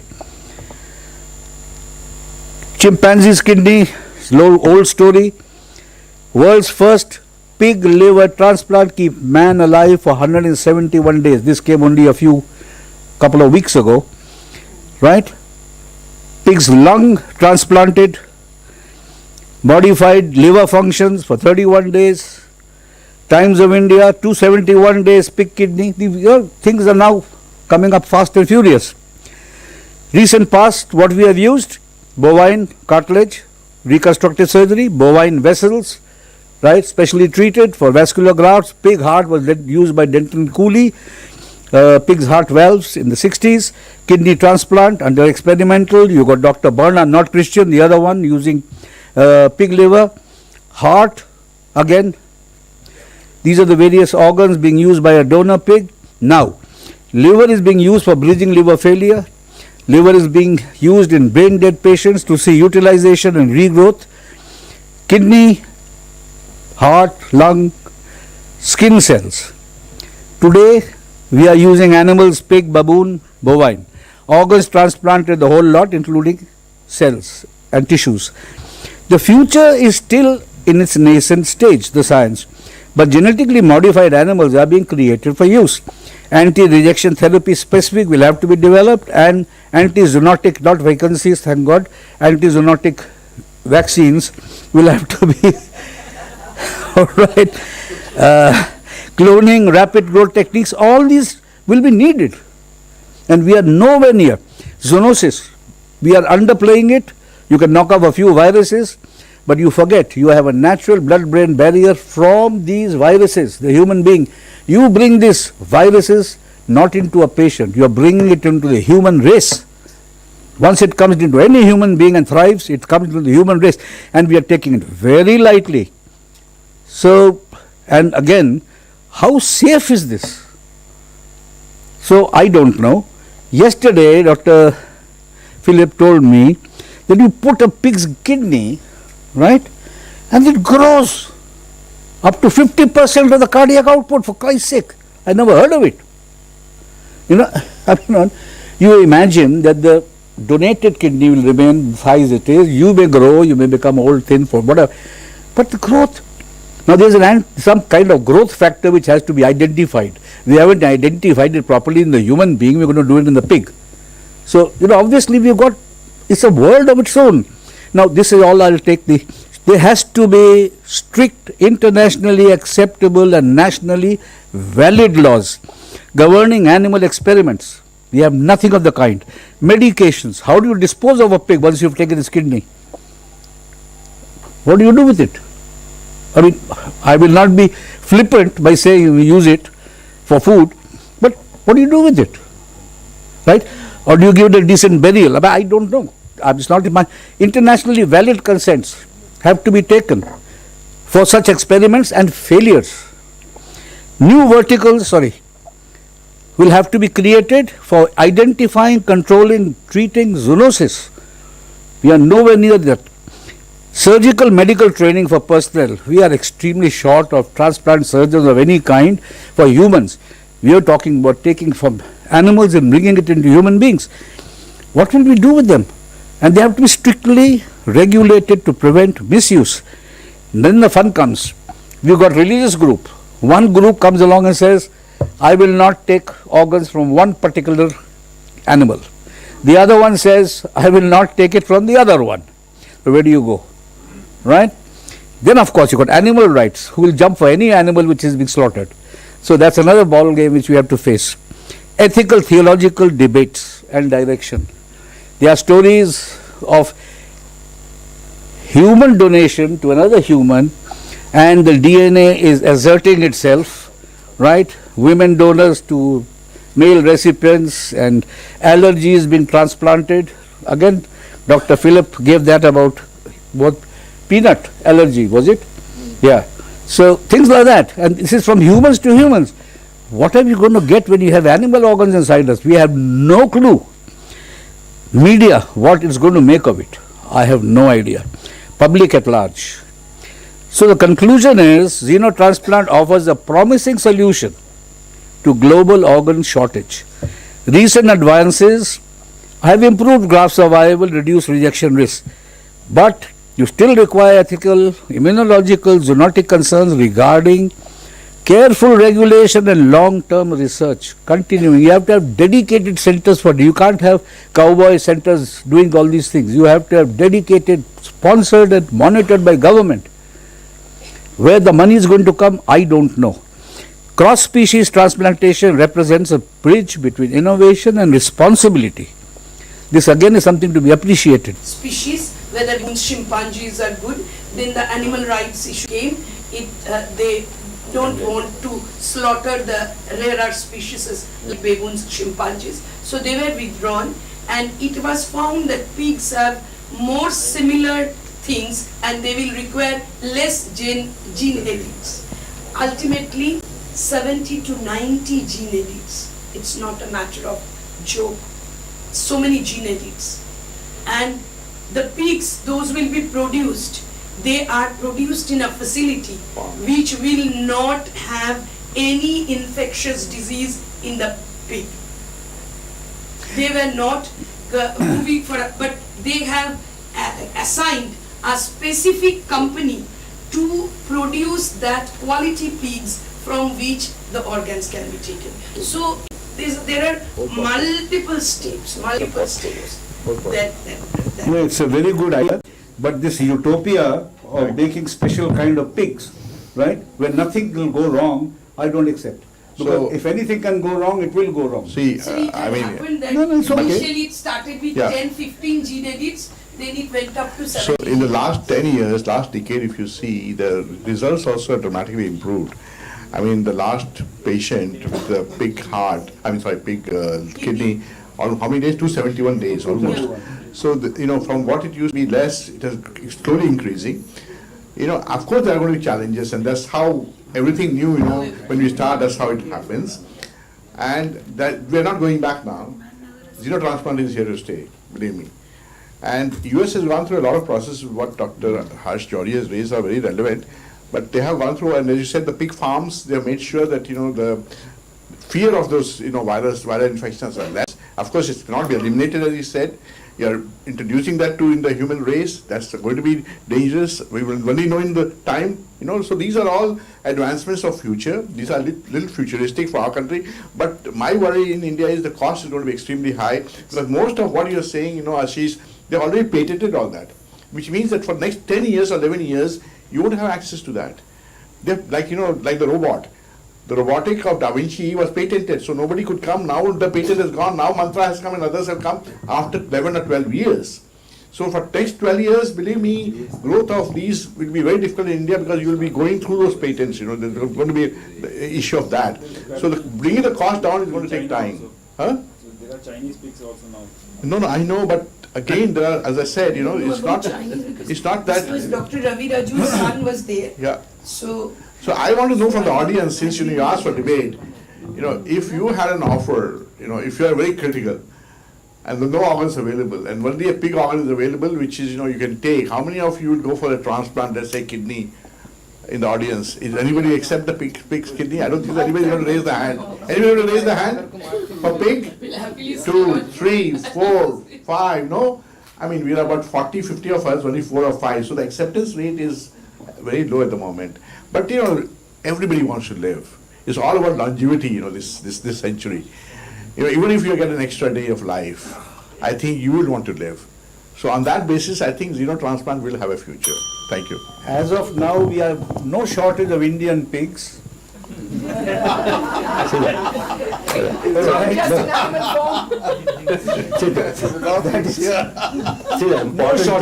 to go to China. No.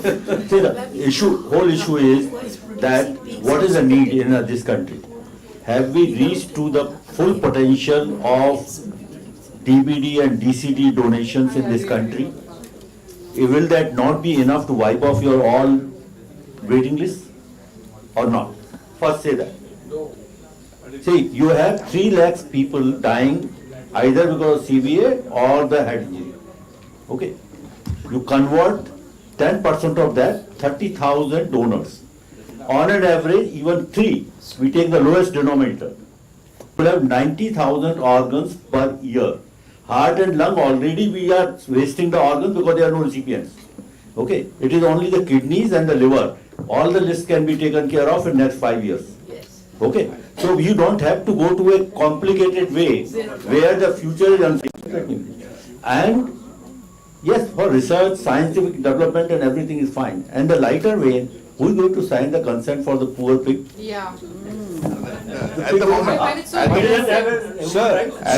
give the answer to that. The pig owner, which is patented, and that's where the money will flow. Okay.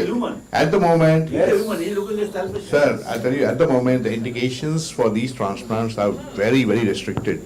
Highly sensitized patient who cannot get a organ, those kind of patients are the ones who are actually being transplanted. Philip, you want to say something? No, I don't. I'm just waiting for it. He's Okay. waiting for the next session. Thank you, everybody. So we'll close the session. Thank you very much. Philip, you're on. Thank you, sir. Please be seated on the dais. And yes, now Dr. we'll Shroff, have... please stay. Please stay. Sir, please. Okay. Yeah, and now we'll have Dr. Philip Thomas talking to us about normothermic regional perfusion in DCD. Thank you, Dr. Avnish and the other organizations. And I've given this talk earlier, so some of you may have heard it. I tried to see what more I can add to prevent listening fatigue, but there really wasn't much. So this is a technology that is pretty new. I have to tell you all that when I came here in March, at the invitation of Manipal in Delhi, and Dr. Avnish had organized the discussion on this, multi-people discussion, multi-organ, heart and lung also. I never thought that they will do it within 6 months. And they have done it. So just on that basis, I am already dated. What I'm going to say is probably not, nothing new now anymore. And that is actually, for me, I think, a matter of pride. So, when we had that consortium in Delhi, the fact is that DCD donations in India had already started. And Dr. Ashish was also talking about it. Super rapid recoveries have been going on with DCD donations, that is donation after circulatory death. And there was a speaker in that consortium, which was held in Delhi, who was from the UK, who said that they had actually started their first one in 2006. And unfortunately, in UK there is now a moratorium on heart NRP, we can talk about these glitches and problems later, but the point really is that this thing is evolving even now. Okay. So what are my objectives here? To discuss a new era of donation, which is donation after circulatory death, and to discuss practical steps to prepare for it.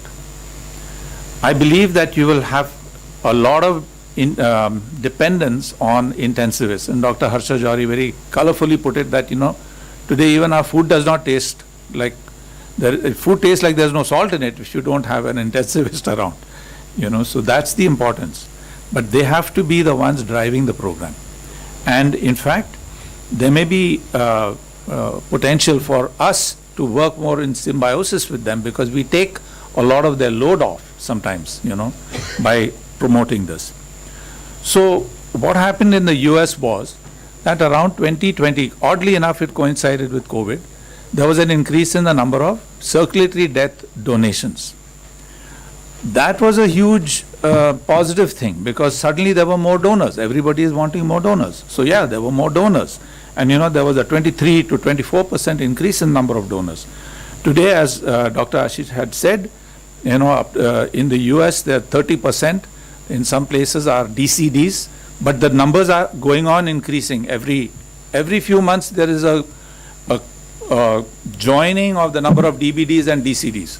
Soon I think they are predicting that DCD will increase and exceed the number of DBDs. This is the way it's going.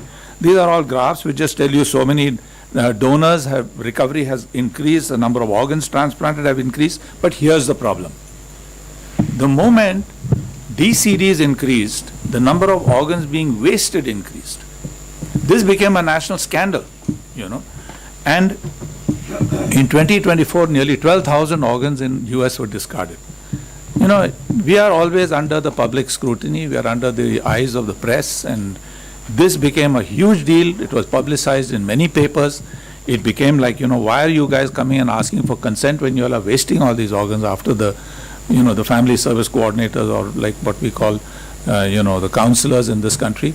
They're taking so much trouble to motivate a donation, and then you're throwing away the organs. This is criminal, So gradually what has happened is, now here in 2024, we had 30% of the donors who are DCD compared to the overall total. This year it is over 45% in my part of the country.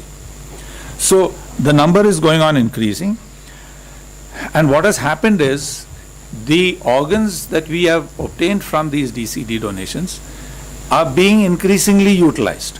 Now I would point out the red bar here, which is liver. You see, in the past, liver was almost always being discarded after DCD donation. The liver utilization has increased, and the reason for this is twofold. One is normothermic regional perfusion, but the other, which Dr. Ashish talked about in context of kidneys this morning, normothermic machine perfusion ex vivo. These two technologies have come in and have changed the whole picture for utilization of kidneys, of livers. Kidneys have been utilized even without, by the super rapid technique, which doesn't require much technology.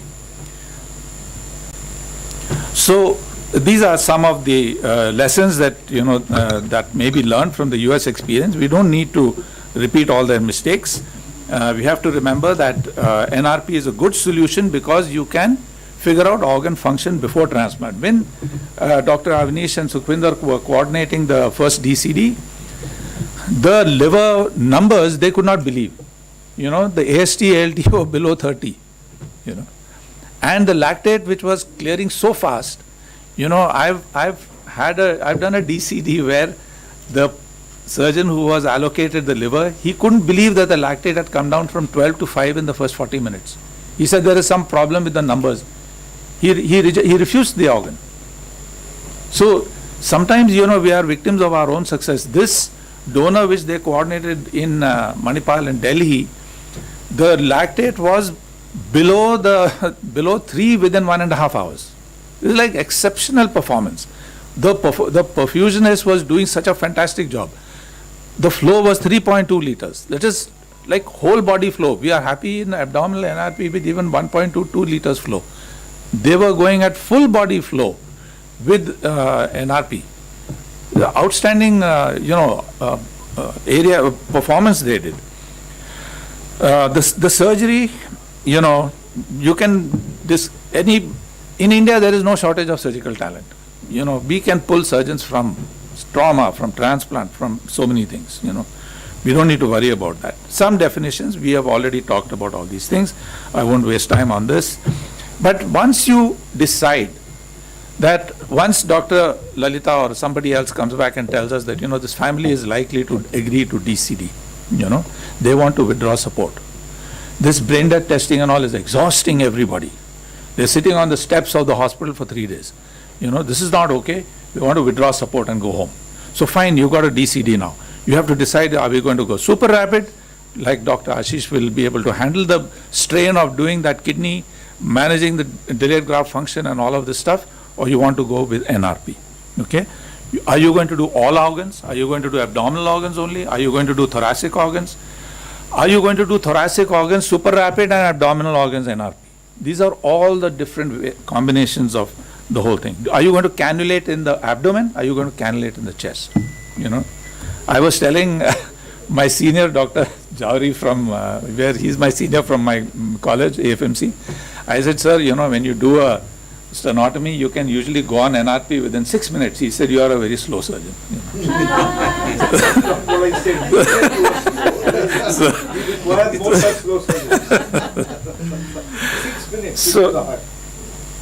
So we have to, we have a time limit with DCD in the OR. You can't just wait for interminably.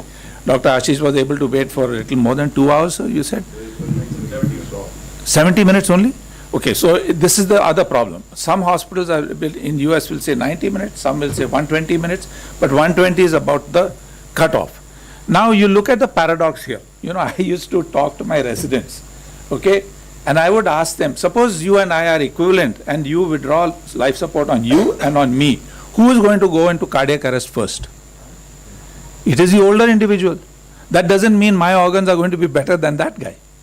He will take longer to die and you're rejecting his organs because he's taking longer to die. It makes no sense. You see? So the withdrawal of support to the time of cardiac arrest is not a good metric. It's better to see when the systolic BP drops below 50. From that time you start counting warm ischemia. And in that there may be a degree of concordance. We don't worry about, so now you have to predict if this person is going to die in that 120 minutes or not. And the predictive models have been developed, and they usually, this is the scoring system. Okay, you can actually see it. If you look at it, in the initial part they are looking at the age and the BMI, the first 3 columns, and the number of pressors. After that it is all respiratory stuff. Is this patient going to breathe on his own? Does he have a gag reflex? Does he have a tracheostomy? Does he have an endotracheal tube? You add up all those points and then you give a number. So if the number is over 180, then chances are this patient will arrest within 2 hours. However, when you can develop any kind of scoring system you want, you have to validate it. When they validated this, the accuracy is only 71%. So I will come back to saying that, in the end, you have to go by the intensivist's feeling for the case. They know that patient very well because they've been managing him for 2-3 days. They will usually be able to tell you, is this patient going to proceed to cardiac arrest or circulatory death or not? And that is probably your best predictive tool. But give heavy weightage to the breathing because it's the same. DBD you are diagnosing based on apnea. DCD happens because of apnea.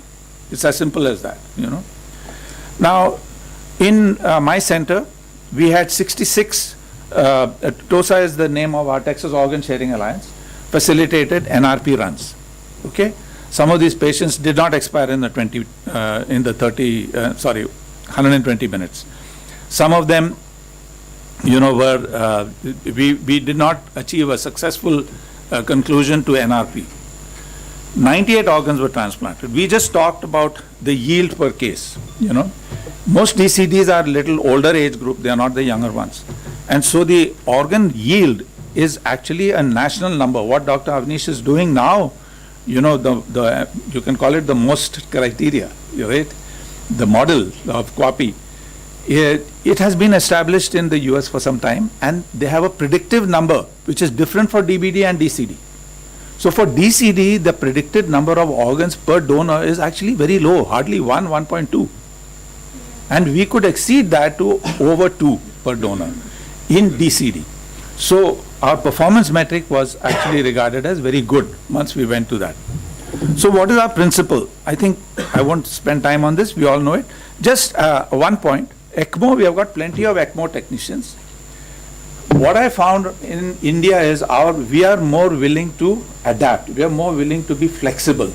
In countries like US, there is no flexibility. A technician, a perfusionist who is qualified or certified for ECMO will not do NRP. Whereas in reality, the only difference between ECMO and NRP is the interposition of a cardiotomy reservoir and the interposition of suction machines, suction tubes, which act as cell saver. So basically, when you start operating, this patient is already heparinized. You do any mobilization, it's going to bleed like hell. Are you going to lose that blood? If you lose the blood, then you have to put blood into the NRP circuit. The lactate will go up. And suddenly your liver surgeon is saying, no, I don't want this liver, the lactate is going up. So you have to conserve the blood. So you have to have two sets of suckers. One is the sucker which goes to the NRP, and the other is trash. Suppose, you know, there is some contamination or something, you throw out that blood. What is the maximum? The maximum time I ran NRP was 4 hours, my personal this thing. So when, you know, Avnish and Sukhvinder were worried about, you know, how long you can run NRP in Delhi, you know. It was 1.5 hours, they were still trying to place the organ, still trying to find a surgeon. So I had run it for 4 hours, I knew that 4 hours is okay. After that, you know, you'll start losing temperature, it will become no normothermic, it will become all haywire. Perfectly for 4 hours they ran the NRP. And when the surgeon came, he didn't have to go to the ICU, he went straight to the OR. The patient was already there, ready to be painted, draped, and start cutting. That was thanks to your suggestion. Okay, but yeah. So, what should be the terminal lactate? They achieved terminal lactate below 3. This is utopia, you know. Most people nowadays say that the lactate, as long as it is not rising on NRP, they are happy. The absolute number doesn't matter. So if you're at 8, you start NRP. If it doesn't go to 10, 12, you are okay. In their case, they could achieve 3.7 or so down to 2.9. So there was a clear ability of the liver to clear the lactate. Procedure, we do a pre-flight huddle. The reason is you are bringing in surgeons from different parts of the country. Somebody is coming for heart, someone for lungs. Everybody has to agree to the procedure before they come. You want to know who is coming and whether he is going to be able to operate with you. Okay? Many times the heart and lungs are being procured as super rapid because of the problem which who said, you know, the reanimation of the heart is a problem because it is dead donor rule is violated. So some of the surgeons will not reanimate the heart on NRP. Why? They are convinced in their mind it's okay, but there is a legal group in Texas particularly, you know, these are these fellows who are anti-abortion and, you know, they believe life starts with one cell and all this stuff. They are saying that if you reanimate the heart, we'll take the surgeon to court. So some of the surgeons are saying, you know, theek hai, le jao, I'll see you in court. Others are saying, no, I don't want to get into this janjat, I'll just do super rapid recovery of the heart, put it on a machine, normothermic ex vivo. Sorry, one more thing. When a normothermic machine perfusion is being used for the heart, usually they want blood from the donor. They don't want to use bank blood in the normothermic machine for the heart, because bank blood has high potassium. When you plug the heart into a machine with bank blood, the potassium is so high it will stop. So they collect blood from the donor. 1 to 1.2 liters are bled out initially. So when you start NRP, you're already starting on an exsanguinated patient. So these are, you know, problems which will hopefully, you know, it'll happen, but you'll have to encounter that. I talked about the 2 sets of suctions, but, you know, I have to reach the OR at least 1 hour in advance, set up everything, because I need to know where the perfusionist is standing. I have to get the Mayo stand correct so that I get the instruments I need fast. Otherwise, Dr. Jowhary will tell me you are such a slow surgeon, you know. So, so this is my stuff which I have on a Mayo stand, which is separate from all the recovery instruments, because this I want for opening the chest. If you can see, there is a wet clip applicator which we use. The moment you crack the chest, you have hit the innominate vein, blood will just obscure everything. So you have to get a good way of controlling the innominate vein. After that, it's very easy. You open the pericardium, go a little bit to the right, all the neck vessels are exposed, clamp the neck vessels, put a cannula into the right atrium. We usually use an endo loop. There is an endo loop also there, which will just snug the catheter around the right atrial appendage. All the blood will come out to the perfusionist.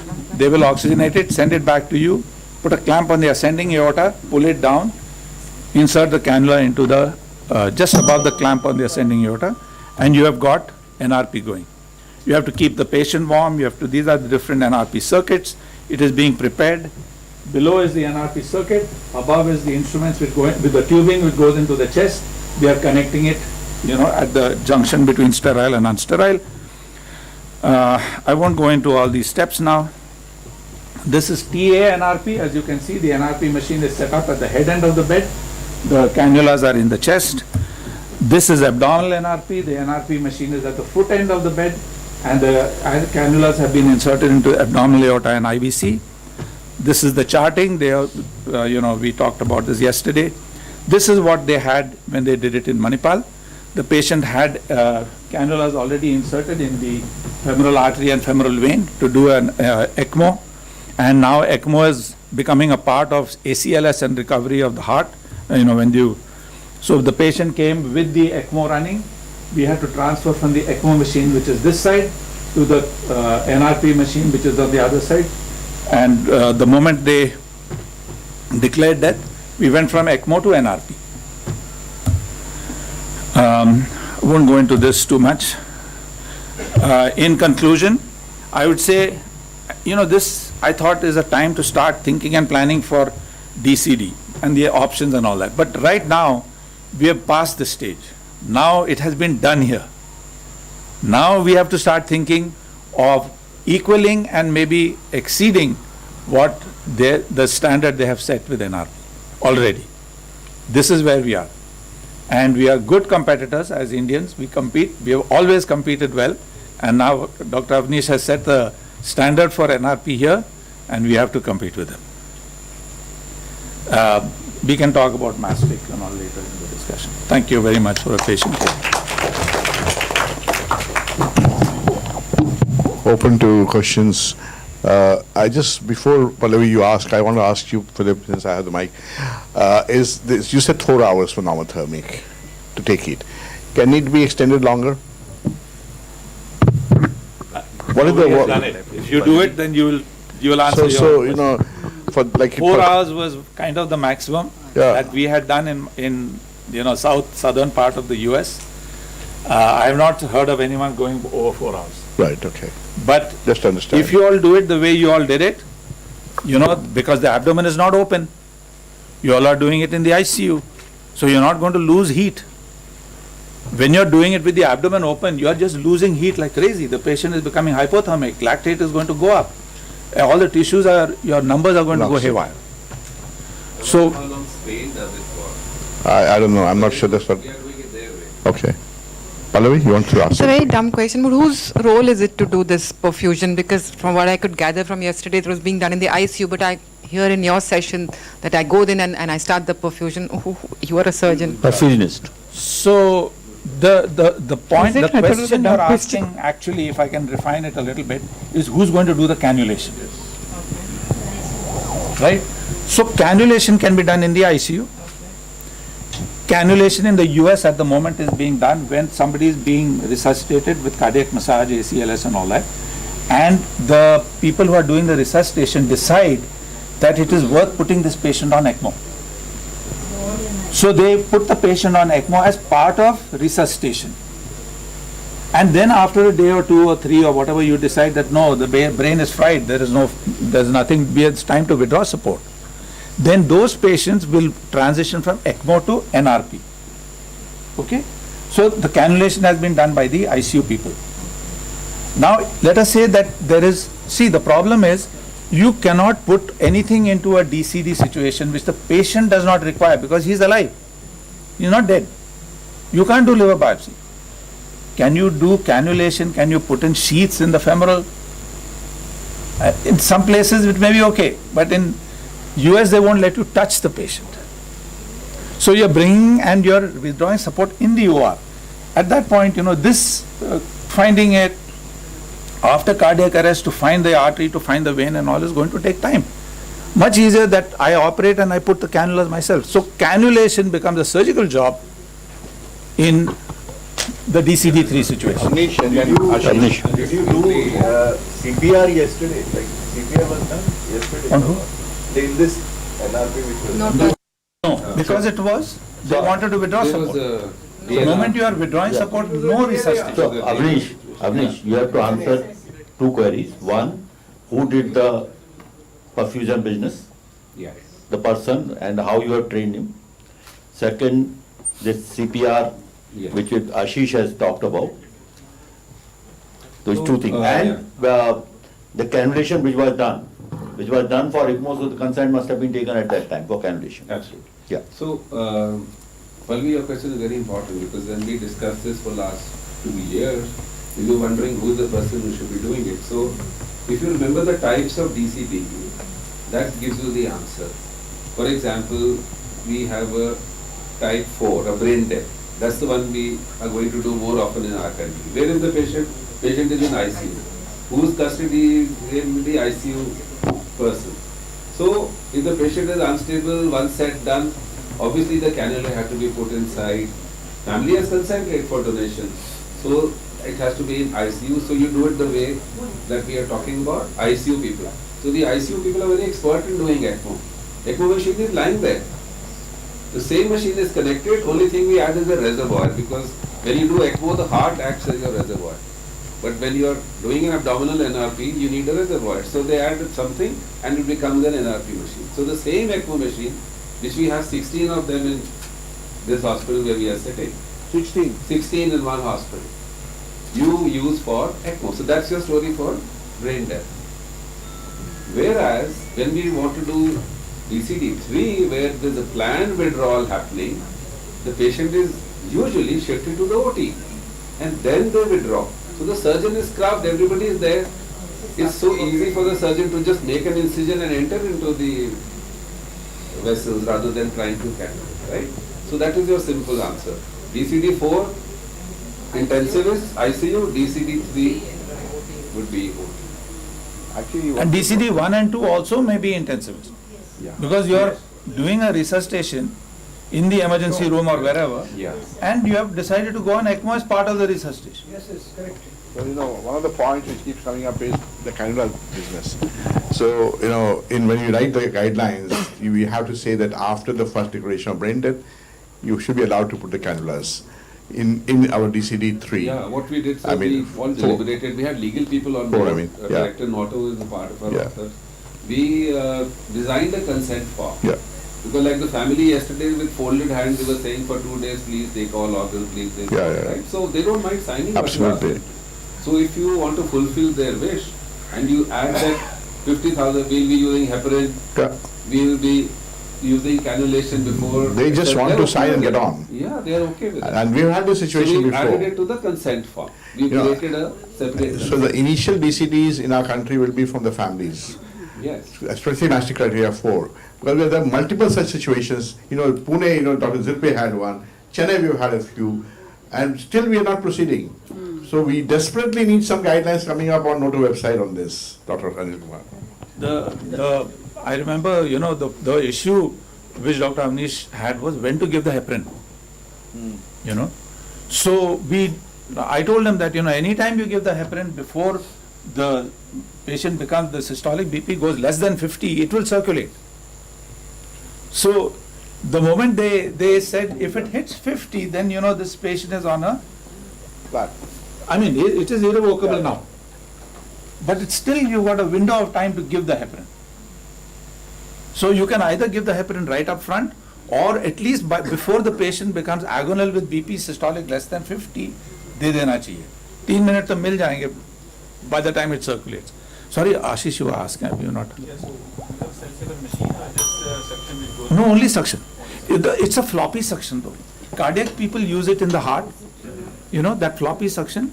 We keep 2 floppies for the NRP machine because we know that this is a cell saver. We use a Yankee or suction for the trash. And second is that you said that change from ECMO to NRP, so you are changing the machines or just changing the separate?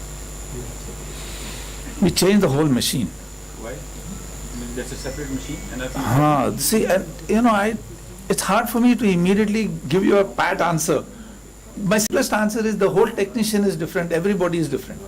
That technician has come from ICU with his machine and everything. You are standing there as a recovery team. You know? So, उसका वो tubes वही है, लेकिन tubes, the insertion cannulas are the same, but his machine he wants to take and go because patient is now dead. He does not have any connection with that patient. One important fact is that when we are doing ECMO, we are going to spend lakhs of rupees. The oxygenator, etc. is very expensive. When we are doing a low-cost hybrid NRP that we have all designed, we are spending less than 1 lakh rupees because we are doing it only for 2 to 4 hours. Yeah. So ECMO machine, if we use routinely, we are going to spend a lot of money, which we want to avoid. So I would like to add, see, the paper which we have written, which is already published in the Indian Journal of Transplantation and in consideration with the ICCM. See, we have given the whole flow chart for these things. So, if the family is willing for organ donation after the cardiac arrest, so we have given that if they say yes, that means your second consent which you should take is that if we are going down this way, we will need the cannulation of the major vessels and the heparinization. So you take a consent for that. So there is one single consent. We are willing to donate the organs after the cardiac arrest, and we are willing for cannulation of the vessels and the heparinization. So the consent is there. Now coming to that, what Ashish is saying, what we have designed is a CPB machine with a oxygenator and with a the jar which is collected, cardiotomy reservoir. So, and the whole cost comes down because CPB machines, connectors, tubings, all things are cheap. If you do it in the OT, can I just add one? OT is only 50,000 rupees because they have CP. So, yeah, and CPB machines are available in all operation theaters, all cardiac theaters have got. So you don't have to invest anything investing in the infrastructure. And who does who runs the CPB machine? The perfusers, cardiac perfusers. You have to just tell him what flow you want. So it is a very simple way of doing the whole thing. So you can't do NRP till you have your cardiothoracic surgeon on board. So cardiothoracic surgeon required if you are going to... No, because their perfusionist has to be spared and he runs it for us. Can I just recount a funny story? Yeah. You know, I had the two surgeons that came from Bangalore to be with me for a month. So during their conversation, they found a perfusionist. You know, probably they talked to cardiac surgeon and all. Then we talked to our NRP perfusionist. We said that we want to run a video of everything that we're doing so that perfusionist can see what is going on. So the conversation in the OR is going on in Kannada. In Texas. In Texas. And that perfusionist is asking questions and the question is being answered by our perfusionist in Texas. So he got a Zoom lesson on the spot. It was FaceTime, whatever, Zoom, I don't know. Yeah, see. So it's tomorrow if you want to run your perfusionist, usko laga do with Dr. Avnish's perfusionist and the intensivist. Yeah. You know, he'll be running it and this person can proctor him or mentor him ki isko aise karo, waise karo, and you figure it out. Because I can tell you one thing, I don't know anything about perfusion. I mean, I know a little bit, but I don't claim to know anything. That is a specialized job. And it is better to... They are doing it on a daily basis. They are doing it every day. They are doing ECMO one day, they are doing CP bypass another day. Now they have to come in the night and do NRP. They are happy. 3 घंटे का काम है बस. You know. So and you don't want to make any mistakes. So you are dealing with an unknown quantity. You get them to proctor him.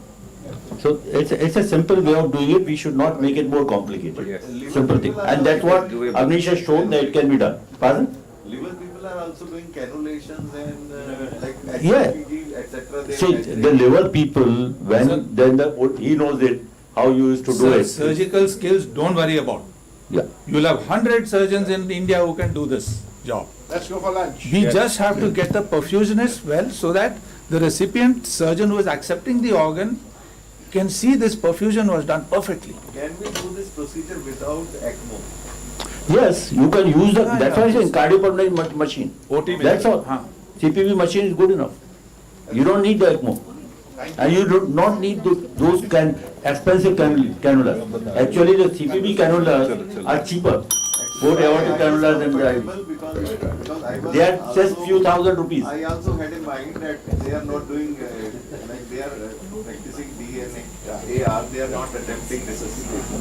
And because we have DNR guidelines into so your situation was well fitting into that. So that way it's not withdrawal. No, because withdrawal will require, this was type 5.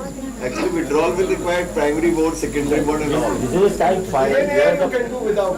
Type 5. See, it is type 5, where the patient was terminally ill, you are waiting for cardiac arrest to happen. You didn't resuscitate. Thank you, Dr. Philip. Thank you, dignitaries. And like Sir said, let's go for lunch. All the faculty are requested to proceed for lunch on the floor above this, the 10th floor. And all the other delegates and guests are please requested to join us for lunch in the lobby outside. Thank you.